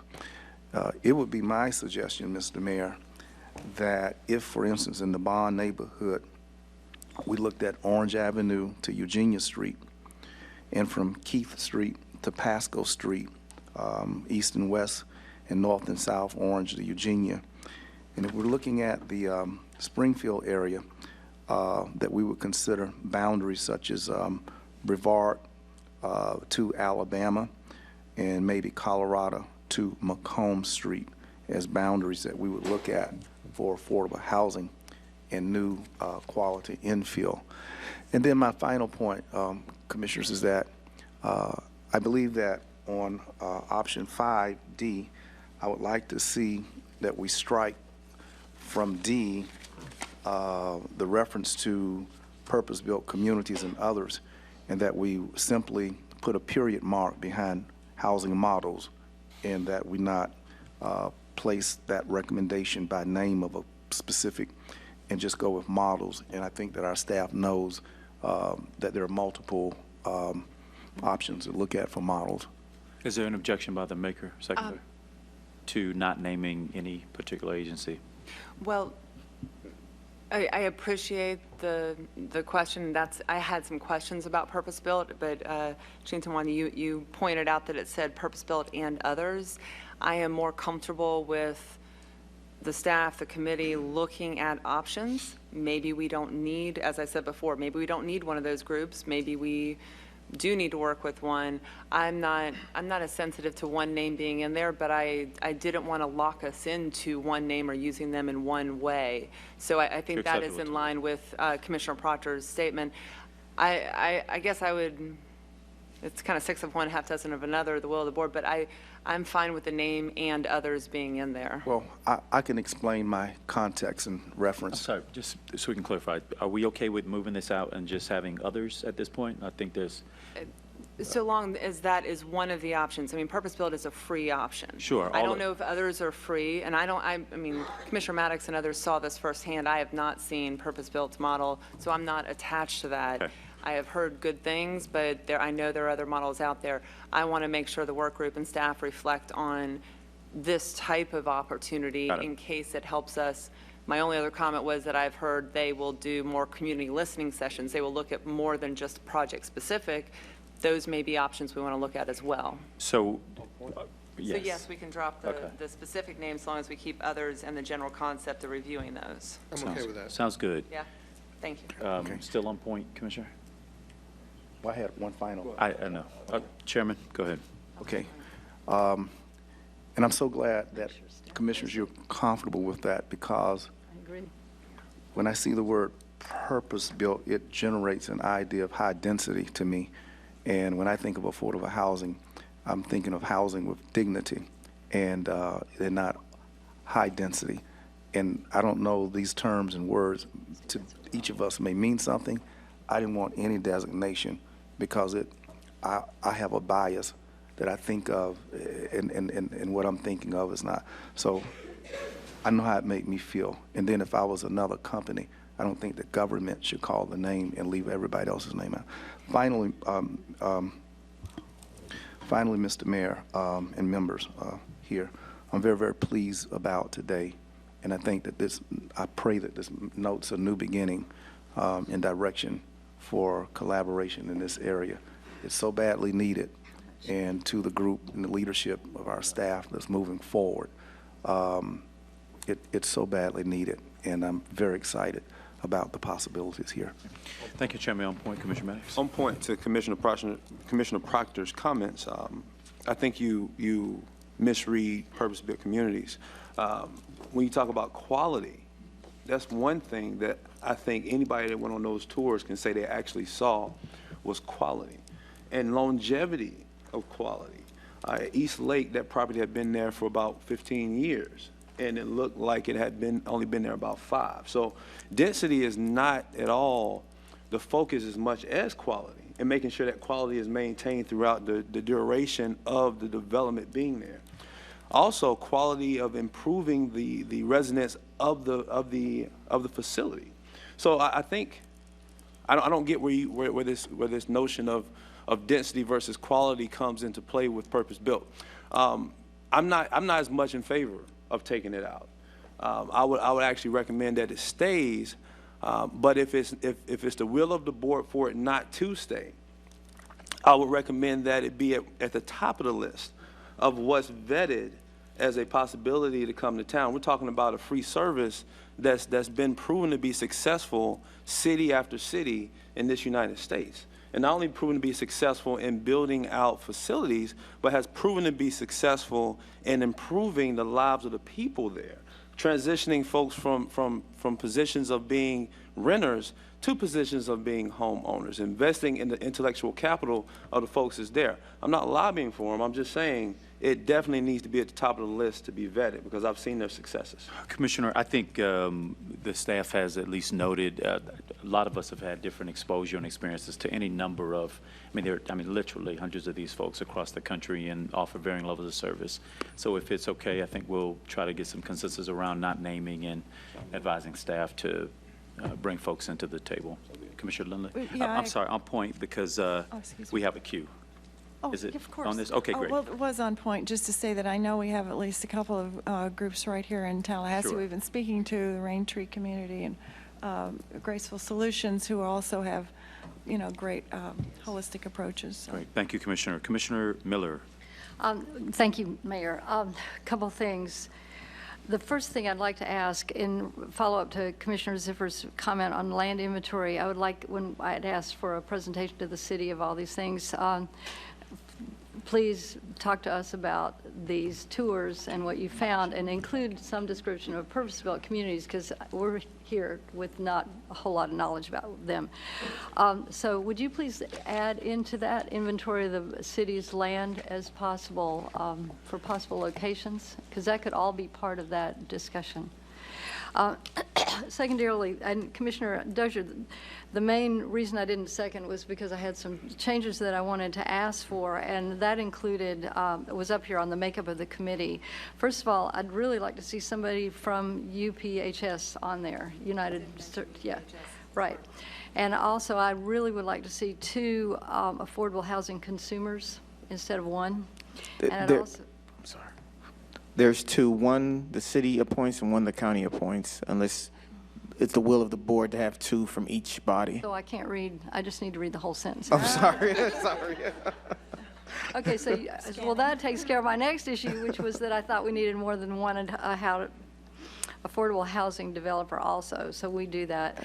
I am seriously looking for new ideas, as Commissioner Lindley mentioned, new approaches, new ideas, new ways of doing things as we go forward. We are working with what we've got so far. The staff and everybody involved has done an amazing job. All of these partners, the Beatitude Foundation, the Lenders Consortium, the Continuum of Care, everyone is working so hard to address these problems, and yet we still have a need that's not being met, a significant need. 2,100 people that are on the waiting list. That's a lot of families. So in an effort to move us forward, I'd really like to see outside ideas, because I do think we need some outside help to new set of eyes, and including them. And now that you've pointed out to me so graciously that we actually are going to have 2 of these folks on there, I'm very happy to hear that. But I would ask the maker of the motion to consider the UPHS addition. I thought you did. Commissioner Miller, yes, I actually mentioned UPHS more in line with how the county has revised the contract, which allows us to work with UPHS as a facilitator or doing the local housing tour or something like that. I think they could be a member of the committee, but I actually think that they could work alongside our staff to draw in other community partners and think through how we have this conversation. So one or the other, but I would love for them to kind of work in the way we have just recently on other housing issues. And Mr. County Administrator, I don't know if you want to address that anymore, if I covered that option all right?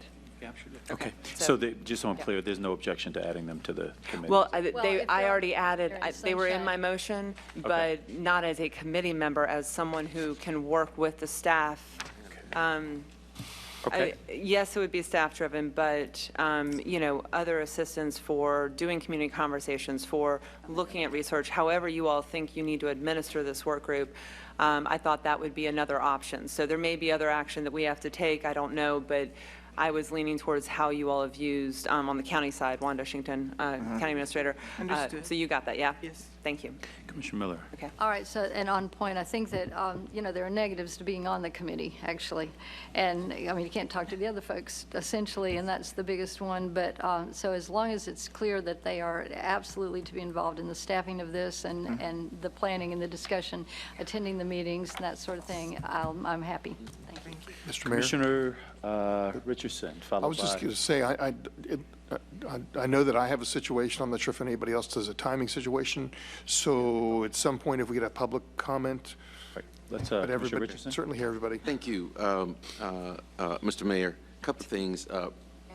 Commissioner Lindley mentioned it, but we do have some folk here that are doing some things already in Tallahassee, so we're not totally behind the 8 ball. I know Rick Carney is here. Rick and I talked this morning about an exciting project that he has going on. I'm going to go check out Westlake later today, which I didn't know existed, and also David Kelly is here representing Rain Tree Communities and represented by Reggie Boudier and Stearns Weaver. So there are some things that are going on. There is some interest in this, and I'm glad that we're at the point where we're having this conversation as a community. And I hope that what will come out of this is that in the very near future, we see dirt being turned, and that this doesn't just result in a report on somebody's desk collecting dust. And 6 months from now, a year from now, we're still just talking. We're beyond the talking stage now. People need housing, they need services, and so we need to expedite this process as much as we possibly can. The one thing that I wanted to include, Mr. Mayor, and I'll ask the maker of the motion if she's okay with it, in option 4, to have the work group look at the possibility of a CRA as a tool for bringing down some of this funding that we talk about in option 4, letter C. Is objection to the... Commissioner... And just to clarify, you're asking for it to be considered as an option? Yes, Okay. because what we've heard from Tampa, from Brenda here this morning, that a CRA can be used as a tool for bringing down some of the funding that's talked about in item C. Commissioner Dozier. Commissioner Richardson, I'm guessing you're not thrilled that I made the motion because we've gone back and forth on this issue a few times. So To do it, because I feel as strongly about it as you do. well, the other list of funding options that we have not utilized in our community or not leveraged, those types of tax incentives that Brenda mentioned that would be available within a CRA, that's one of those I expect the committee to look at. Now, for myself, and I know we've talked about this at CRA meetings, I'm not in favor of a new CRA. We can continue to talk about that. But reviewing those tax incentives that you are eligible for within a CRA that we have not used in the existing CRA or could be used in a new CRA, as that conversation continues, I expect that to be one of those options they reflect on.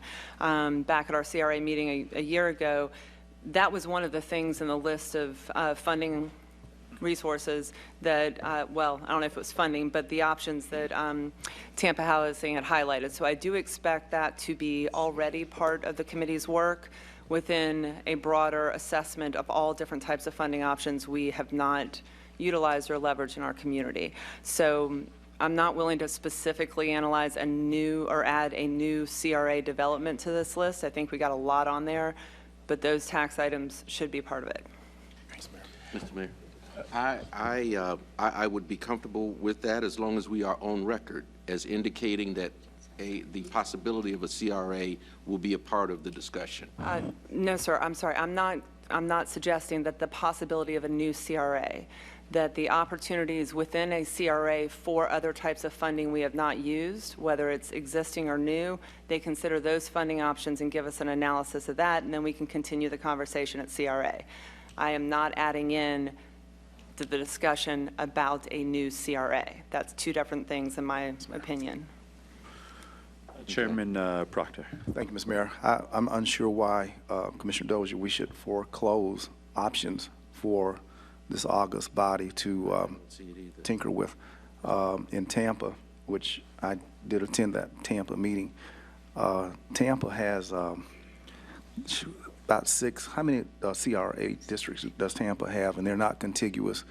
I believe it's 6. I'm going to step on record and trust that I remember 6 CRA districts. So years ago, some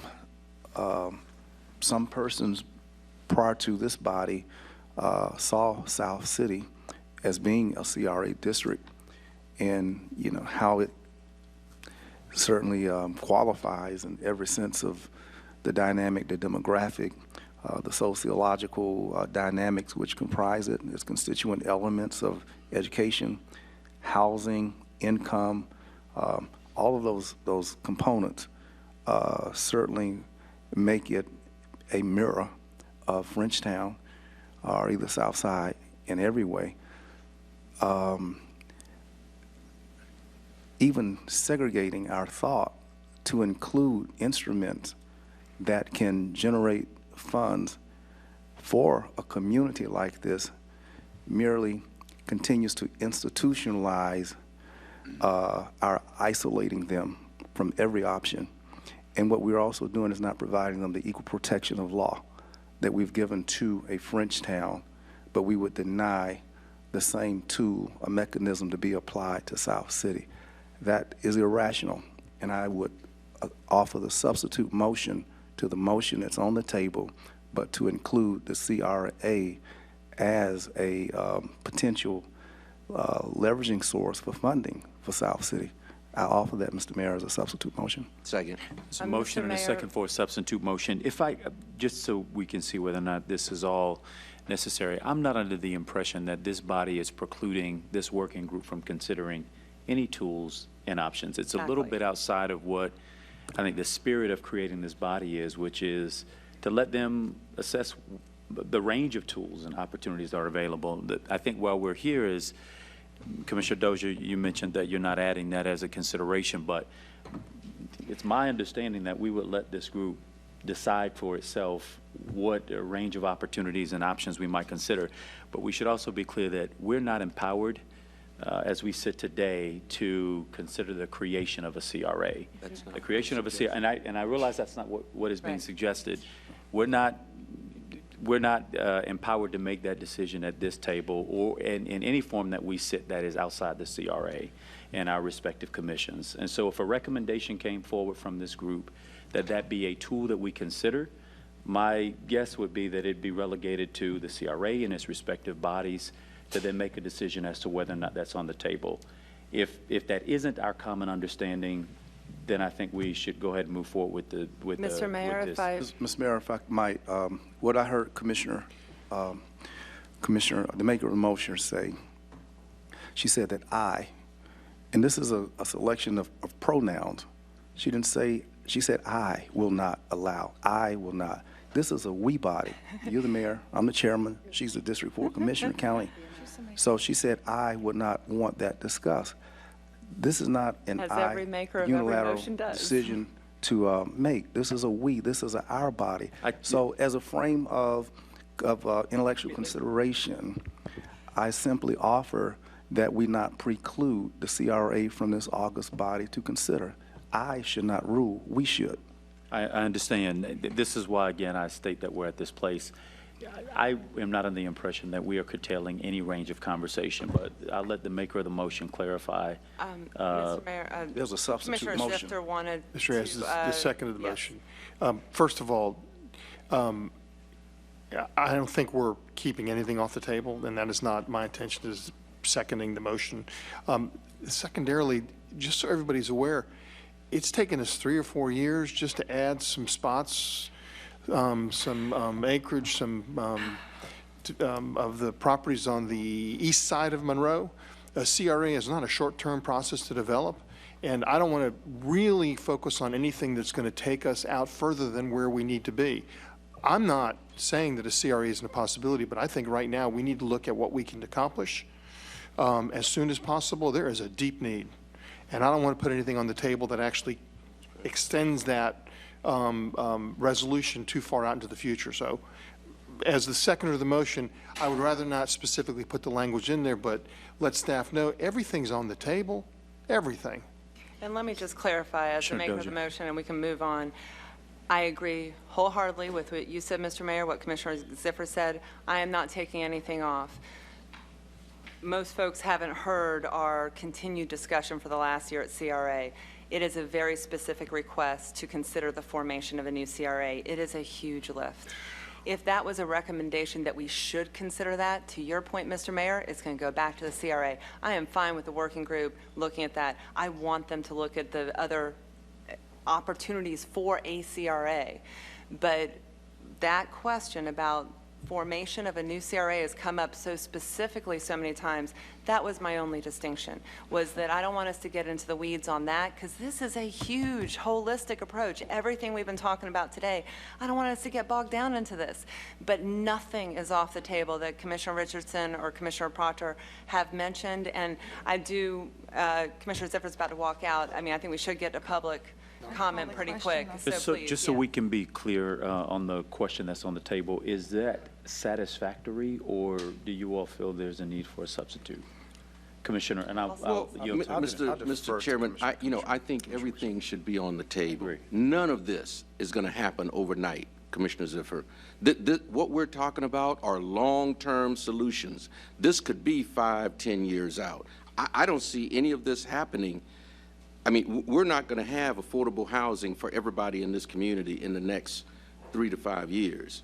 And so what I'm suggesting, we've heard from Tampa, we've heard from Brenda, the CRA is a tool. I'm not saying that this group would look at the establishment of a CRA. That's not their job. That's the CRA board's job and staff. But what I'm suggesting, that in the context of their conversation about the funding sources, we've heard that a CRA can be used as a tool. That's something that they might want to have a discussion about. And I think we're now on the same page on that part. Quit talking. So Commissioner, if you are favorable removing the hostile motion, that'd be No, it's not a hostile motion at all. the substitute motion. I apologize. Substitute motion, okay. I withdraw that motion. Okay, got I it. withdraw the second. Got it. Thank you, Commissioners. Commissioner Maddox, I don't have anything and more to say. I just you're want in to the hear from queue. people. I was just looking forward to hearing the speakers, Mr. Mayor. There you go. Let's move it. If there are no other speakers by the group, we'll go ahead and go to the speakers that we received cards for. Treasurer Clerk. Thank you, Mayor. At this point, I have 2 speaker forms. The first is Carlos Bavaris, and I'll ask speakers to come to the microphone where I'm pointing and give your remarks. That way they can be heard by this body as well as those in the audience. And you'll have 3 minutes for your remarks, and I'll let you know when you're getting at the end of those 3 minutes. And he'll be followed by Christique Henry. Okay. Good morning, everyone, and thank you for the opportunity to speak to you. I'm going to represent two groups. First, my hat is Transition Tallahassee. We published my view in the Tallahassee Democrat some time ago regarding affordable housing. I co-wrote that my view, and I have met with city officials regarding our concept, a proposal for a new model to be included in the discussions. The report that we just heard did not include that option, and I want you to be cognizant of the fact that that should be part of the toolbox, another tool that should be considered for affordable housing, and that's co-housing. And if you want to know more about it, there is the American Housing Association that has a very good site and information about that. The other hat is as a representative of the Frenchtown Neighborhood Improvement Association. I'm the current chair of the board of the association, and we part of our mission is to improve the conditions in Frenchtown, and that includes as a program area affordable housing. And we would like to increase our participation in the affordable housing discussions. And so I would propose that we be considered as a partner to the city and the county on the affordable housing issue. Our executive director, James Bellamy, is here, and we have a board member, another board member, Matthew Kopka, who just applied and hopefully will be indicated to be on the advisory committee for the city affordable housing. And I hope that the mayor will agree with the appointment of Mr. Kopka to the advisory committee. Thank you very much. Thank you. Next speaker. Next speaker is Christy Henry. As she approaches, then following will be Dot Inman Johnson. Hey, y'all. Hey. So glad to see this happening this morning. I was listening to some of the comments that were made by Commissioner Miller earlier about affordable housing being seamless, about it blending into the community, about it being part of the community. And I'd like to take a lead from that comment and say that whatever developments that come to the community are a part of the neighborhoods that they are built and they are developed within. So to that point, I'd like to, first of all, have the commission, have this group consider, first of all, having neighborhoods play a viable role in any group that's formed out of this, formed for this work group. Another thing I'd like to have you consider also is, and I come representing CAN, which is the Capital Area Neighborhood Network, which is a joint initiative collaboration between Tallahassee Lenders Consortium and Council of Neighborhood Associations. And its role is to organize, to invigorate, and to activate 32 resident neighborhoods in Southside as a tool of revitalization and neighborhood growth and desirability. So what I'd like to do is kind of give an idea, if you will, because I know y'all say y'all looking for ideas. I'd like to kind of throw out here that any idea that is global has an approach of becoming affordable communities. So we take this idea of affordable housing to the next level and we create this mindset of affordable communities. When you say affordable housing, it's kind of the rifle approach where you just have this house here that's on a program, or you just have this house here on a program. But there are whole segments of the city that can be considered affordable communities. They have existing residents that are owners, and some are tenants, but they usually have rents that meet or are within the 80% and below area median income. So those are areas that we can take as a collaborative effort and really market and brand those areas for the world to see that this is a place that has these assets. They have health assets, they have education assets, they have lifelong learning assets, they have intergenerational enrichment assets such as community centers or neighborhood-run initiatives, and really collectively bring those together to market these affordable communities and to showcase the neighborhood engagement and the opportunity for them to join in and be a part as well. Because people are buying communities. They're not renting houses anymore. They're renting communities. They're buying communities. And I think we have a great opportunity as we position the affordable housing conversation to make it more global and to really show people, particularly in Southside, the great assets and the great people that are doing awesome work to make their places places of value and places of choice and not just of necessity. Thank you, and I hope that you would consider adding us as a partner and as a participant in this work group and this effort. Thank you. Next speaker. Next speaker is Dot Inman Johnson, followed by Jim Bellamy, and that's the only other speaker card I have. Good morning. Thank you for allowing me to speak. I was granted a little late, so I didn't hear every word of what was presented, but I was only 15 minutes late. And I know people were admonished not to drift to low income, but I'm here to say that's where I'm going right now, to low income.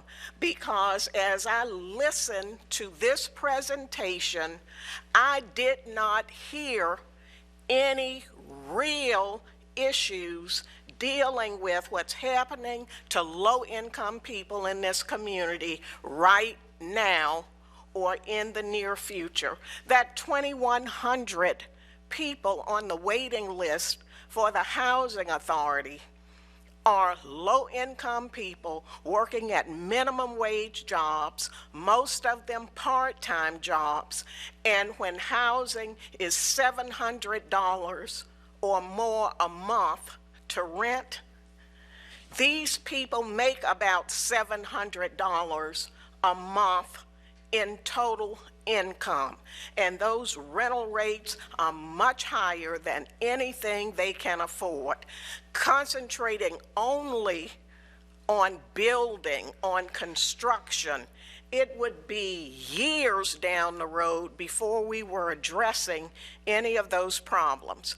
I am First Lady and Social Service Volunteer Coordinator at the church. My husband is the pastor. And we see people coming in every day who are about to become homeless because they're being evicted because they have no money to pay rent and utilities. We can't, this plan is beautiful. It addresses holistically affordable housing, but even the data in that plan does not deal with the people I'm talking about, because you're talking about people at 80% of the median family or household income. The people I'm talking about are at 30% or below of the median household income. And so I'm going to be asking that a subcommittee be developed that will allow people to look at the affordability of housing, and particularly rental housing for the poor in this community now. A subcommittee of whatever you're going to be doing so that they can report back. When I was executive director of Capital Area, I'm wrapping up. When I was executive director of Capital Area, we did a poverty tour every year that took people into places that the people in this room probably never see. And it helped to bring understanding to the real needs, and the poor and housing. That is the need that is least addressed in this community right now. I earnestly ask you to create a subcommittee on affordable housing for the poor. Thank you. Thank you. Next, Jim Bellamy. Mr. Bellamy. Had indicated he was last. I have received a form from Rachel Johnson.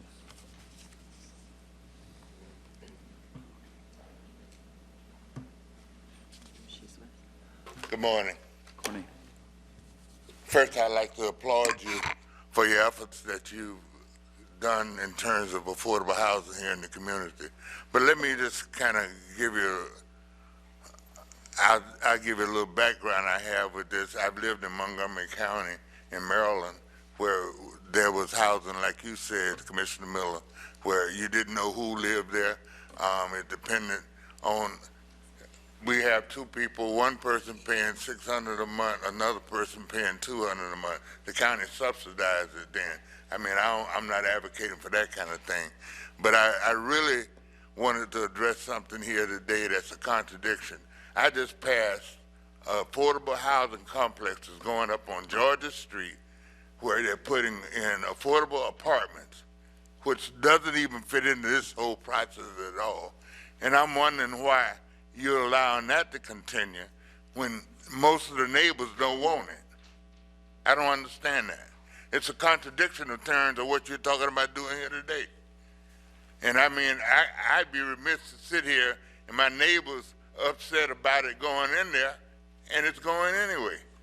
I know it's going because I just passed the guy engineering doing some work up there.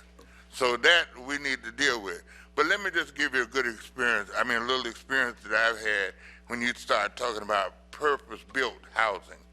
I visited Aiken, South Carolina one time, and the guy told me, he said, I got single-family housing, but I'm doing it through rental assistance and Section 8 certificates. And I said, what did you say? He said, I'm building single-family housing, but the people pay by rental assistance and their Section 8 certificates.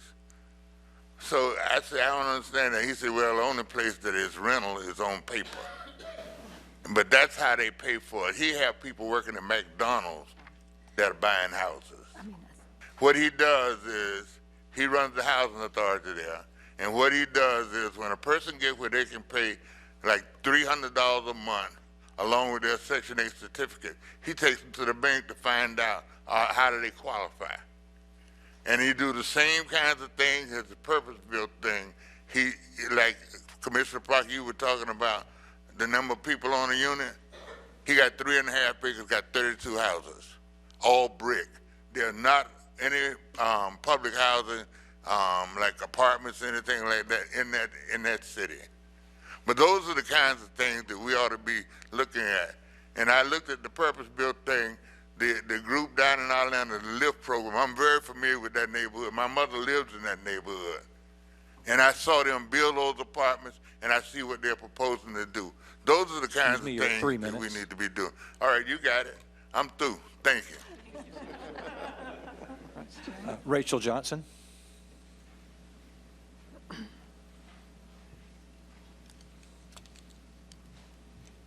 Hi, I'm Rachel Johnson. I'm new to this city. I came here by way of my daughter, attending FAMU. And I'm also an advocate for residents that live in low-income housing. I know I heard the young lady say that you didn't want to entertain that, but low-income housing is a part of affordable housing. So I don't understand how do you leave that element out. And speaking in behalf of residents, and I can speak because I was a resident of Section 8 housing, and the quality that Mr. Proctor was speaking about is very important, and sometimes it's important that you bring the people that live there in the midst of these affordable housing developments. And so I've been doing some outreach in this community. Like I said, I'm new here. I've been here like a year and a half.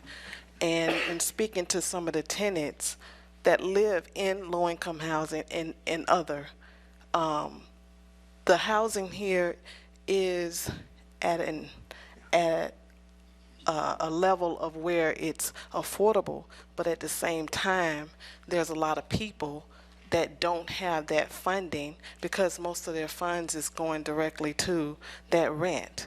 And so the access to the resources. I heard services. I mean, I'm shifting here trying to get as much in as I can. So I want you to understand that there's resources, family self-sufficiency programs that have come about that can move those people who are living in housing that are way above the poverty ranges, because there's no restriction on those people getting out. So I adhere to you to look at the services part of it, and to get access to those residents for those services, because some of them are making way above so that they can go into a house to build a house and become homeowners. You know, access is the problem. Those tenants are not given the access. The housing authorities, they have those different programs, but there's limited when you have the food stamp program telling you you're mandated to do this program telling you you're mandated to do this, and they're running to do all these different things so that they can stay in housing. So how are they going to access the programs when they can't even get to the meetings, or they can't get to those people that counsel them when they're going outside and running? So I just adhere to you to look at the services, because that's going to help get those people out, remove that 2,100, 2,300 waiting list until you get something up and running for affordable housing, and don't leave the residents of low-income housing out because they're part of affordable housing. So that's pretty much it. Thank you. Commissioner Richardson, Commissioner Dozier. Thank you, Mr. Mayor. I just want to make it clear that I don't think anybody this morning has said anything about leaving out low-income residents out of what we're going to, we understand that the overwhelming need is low income, and we plan to address that, but there's also that segment of the working poor where you've got a husband and wife working a full-time job with children, and they still can't afford housing in this community. And so what I'm suggesting is that certainly we know where the overwhelming need is, but we still have to be cognizant, Dot, of what that continuum of need is. And so in most people's minds, when you say affordable housing, they all automatically go towards the low income. But there is that segment of the working poor that can't afford housing. And I just didn't want anyone to lose sight of that segment as well. But not to say that anybody else would be neglected or overlooked or not included. I don't want anybody to leave here with that impression. Right. Commissioner Dozier, followed by Commissioner Maddox. I'll defer to Commissioner Maddox and then wrap up the motion. Thank you, Mr. Mayor and Commissioner Dozier. I think what former Mayor Emma Johnson speaks of, though, is the immediate need of the people in the situations right now. And I think she has a valid point. How do we address those needs, though, is something that we should all think about. You're right. We're talking about 150 days for the group to come back, for our group to come back with recommendations. And then after those recommendations come back, then there's a period of time where we start to look at coming up with a plan and how we're going to build, and then we have to build. And we're talking about some time between right now and us actually being able to put something on the ground for people to call new. The question that Mayor Emmett Johnson, former Mayor Emmett Johnson brings up is a good one, I think. What do we do in the meanwhile for those who can't afford? I don't know if a subcommittee is the way to go, but I do think it's something that we should put on the table for the group that we're having, that we're putting together now to consider. Is there anything in the immediate future that we can do to help those low-income folks now live the life they should live and get into the units that they would like to get into? I think that's a very valid point, and I hope it's something that we can at least, if we can't form a subcommittee, charge the group that we're putting together to address. Thank you. Before you wrap the motion, a question to staff on the number 5. Are you all envisioning, when you talk about partnering for the development of a I don't know if it's a unit or a project, are you doing that in mind, keeping in mind what the Housing Authority is doing? Is this something separate and apart from? What's the? Well, I think that clearly was one of the is a project that's would certainly be considered as part of that, given where it is, and it's also in a targeted area. We weren't restricted exclusively to that, but given it's where it is in terms of the flow, it would be certainly a very high candidate for consideration. Got it. I wanted to, I guess, just add my emphasis on that, the importance of having something close to ready to go, and something that brings to the table a multitude of partners so that it doesn't land exclusively on the government or exclusively on one person to, or one partner to carry over the other. I don't think it can be overstated how dire for so many people the need is.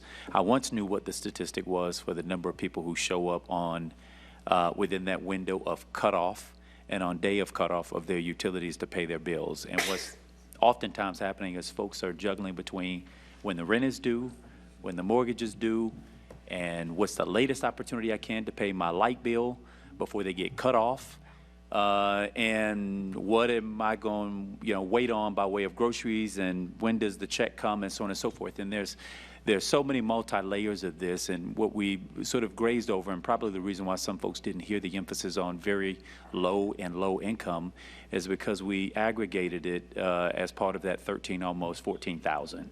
Right. And maybe as you all get into the work group, we ought to disaggregate that so that folks understand that the highest need, and has been for a long time, is within that 30 to 40% AMI. That's not to say we focus exclusively there, but that it is one of the highest drivers. And while I would, if I had to put priority, it would be on that part of the spectrum. And that's not to say that we don't want working and families to also have access to affordable housing, but you're really dodging between being homeless, eating, paying your light bill, and having a roof over your head. And so I would just add that as part of emphasis and priority, certainly from my standpoint. And that 2,000, that waiting list, I don't have a sense of what is happening in other communities, so I don't know what I don't know. One is not good, I know that much. But two, I don't know where it puts us relative to what's happening in other places, other communities. So having a better understanding of the housing authority picture is helpful. I also know from the material and otherwise that we put a major emphasis on the home ownership piece. And I know what home ownership affords everybody. For those of us who own homes, we know the luxury that provides and the security that is encumbered in ownership. But I really think that we ought to consult very deeply the rental component of our housing portfolio. There are some creative things that are happening through the private foundation sector and the individual sector in our community that's burgeoning. But I think we ought to take the stigma off of what it means to rent, because there's so many folks. I mean, I grew up not in home ownership, and my folks still don't own a home. I'm not glorifying it, but I know that in spite of it, there are folks who are still making everyday contributions, that are working, that are paying their bills, and it may not be the option for everybody. Doesn't mean we ought to remove it. It ought to remain a part of the strategy.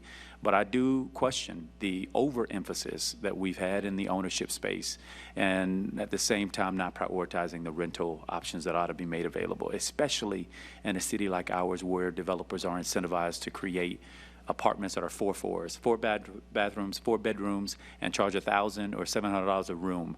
If I'm a developer, I'd go that way too, especially given the demand that exists in this community with the student housing population. And so if we're trying to recruit private sector folks into this other space of development for families at an affordable rate, I think we got to be creative around what it is that looks like. I'll stop there and pass it over to the maker of the motion for some final comments. Thank you, Mr. Mayor. And I think we do need to say that, I mean, and you just summed it up quite well. There was a lot of detail about the 30% and under income level. We may be moving quickly through this conversation and not drilling down into the details that everyone, and the comments were very good, but this is the first time we're looking at this in a holistic way. the first time. And thank goodness we've got the work group and be able to drill down and better coordinate. This has been needed for a long time. We all knew that. We've all been feeling this.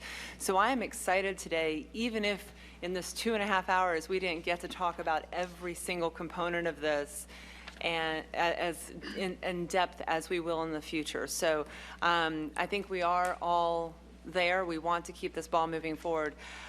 For me, I respect the idea for a subcommittee very much. This is a short turnaround, and any sunshine committees will add a lot of administrative work to the staff. But I'm going to say it this way, that neighborhoods and particular issues for low income, I mentioned the $300,000 that wasn't spent from CRA. Could that be a quick fund to help people right now? If we can have this work group drill into those target areas and really work with a lot more members, I was kind of leaning that way earlier about UPHS and bringing in other partners. I think that has to happen, but let's leave other subcommittees to drill down further, maybe for a next step after we get the first recommendations from the work group, because we've got a lot on their plate for the first time, but it cannot be left off. Co-housing, things like that, that was part of wrapped up into the review of the land use, things like that. So I think the comments were wonderful. Everybody else, thank you for being here. And we're back in an hour to talk about economic development, which is absolutely tied into this. And good jobs and good housing and quality of life are intricately interconnected. So I look forward to seeing you all in a few minutes. Yeah. Call the question. Commissioners, there is a motion with adjustments ad nauseum that I think the staff have taken account of. I want to thank the all the folks who have shown up to provide their input in this process, and it'll be needed as it continues to move forward. There's a motion and a second on staff recommendation plus amendments. All those in favor, let it be known by saying aye. Aye. Aye. Those opposed, no. In favor or? Okay. Twist his arm. Okay. His arm behind his back. The motion passes unanimously. Thank you. I saw there was a note too.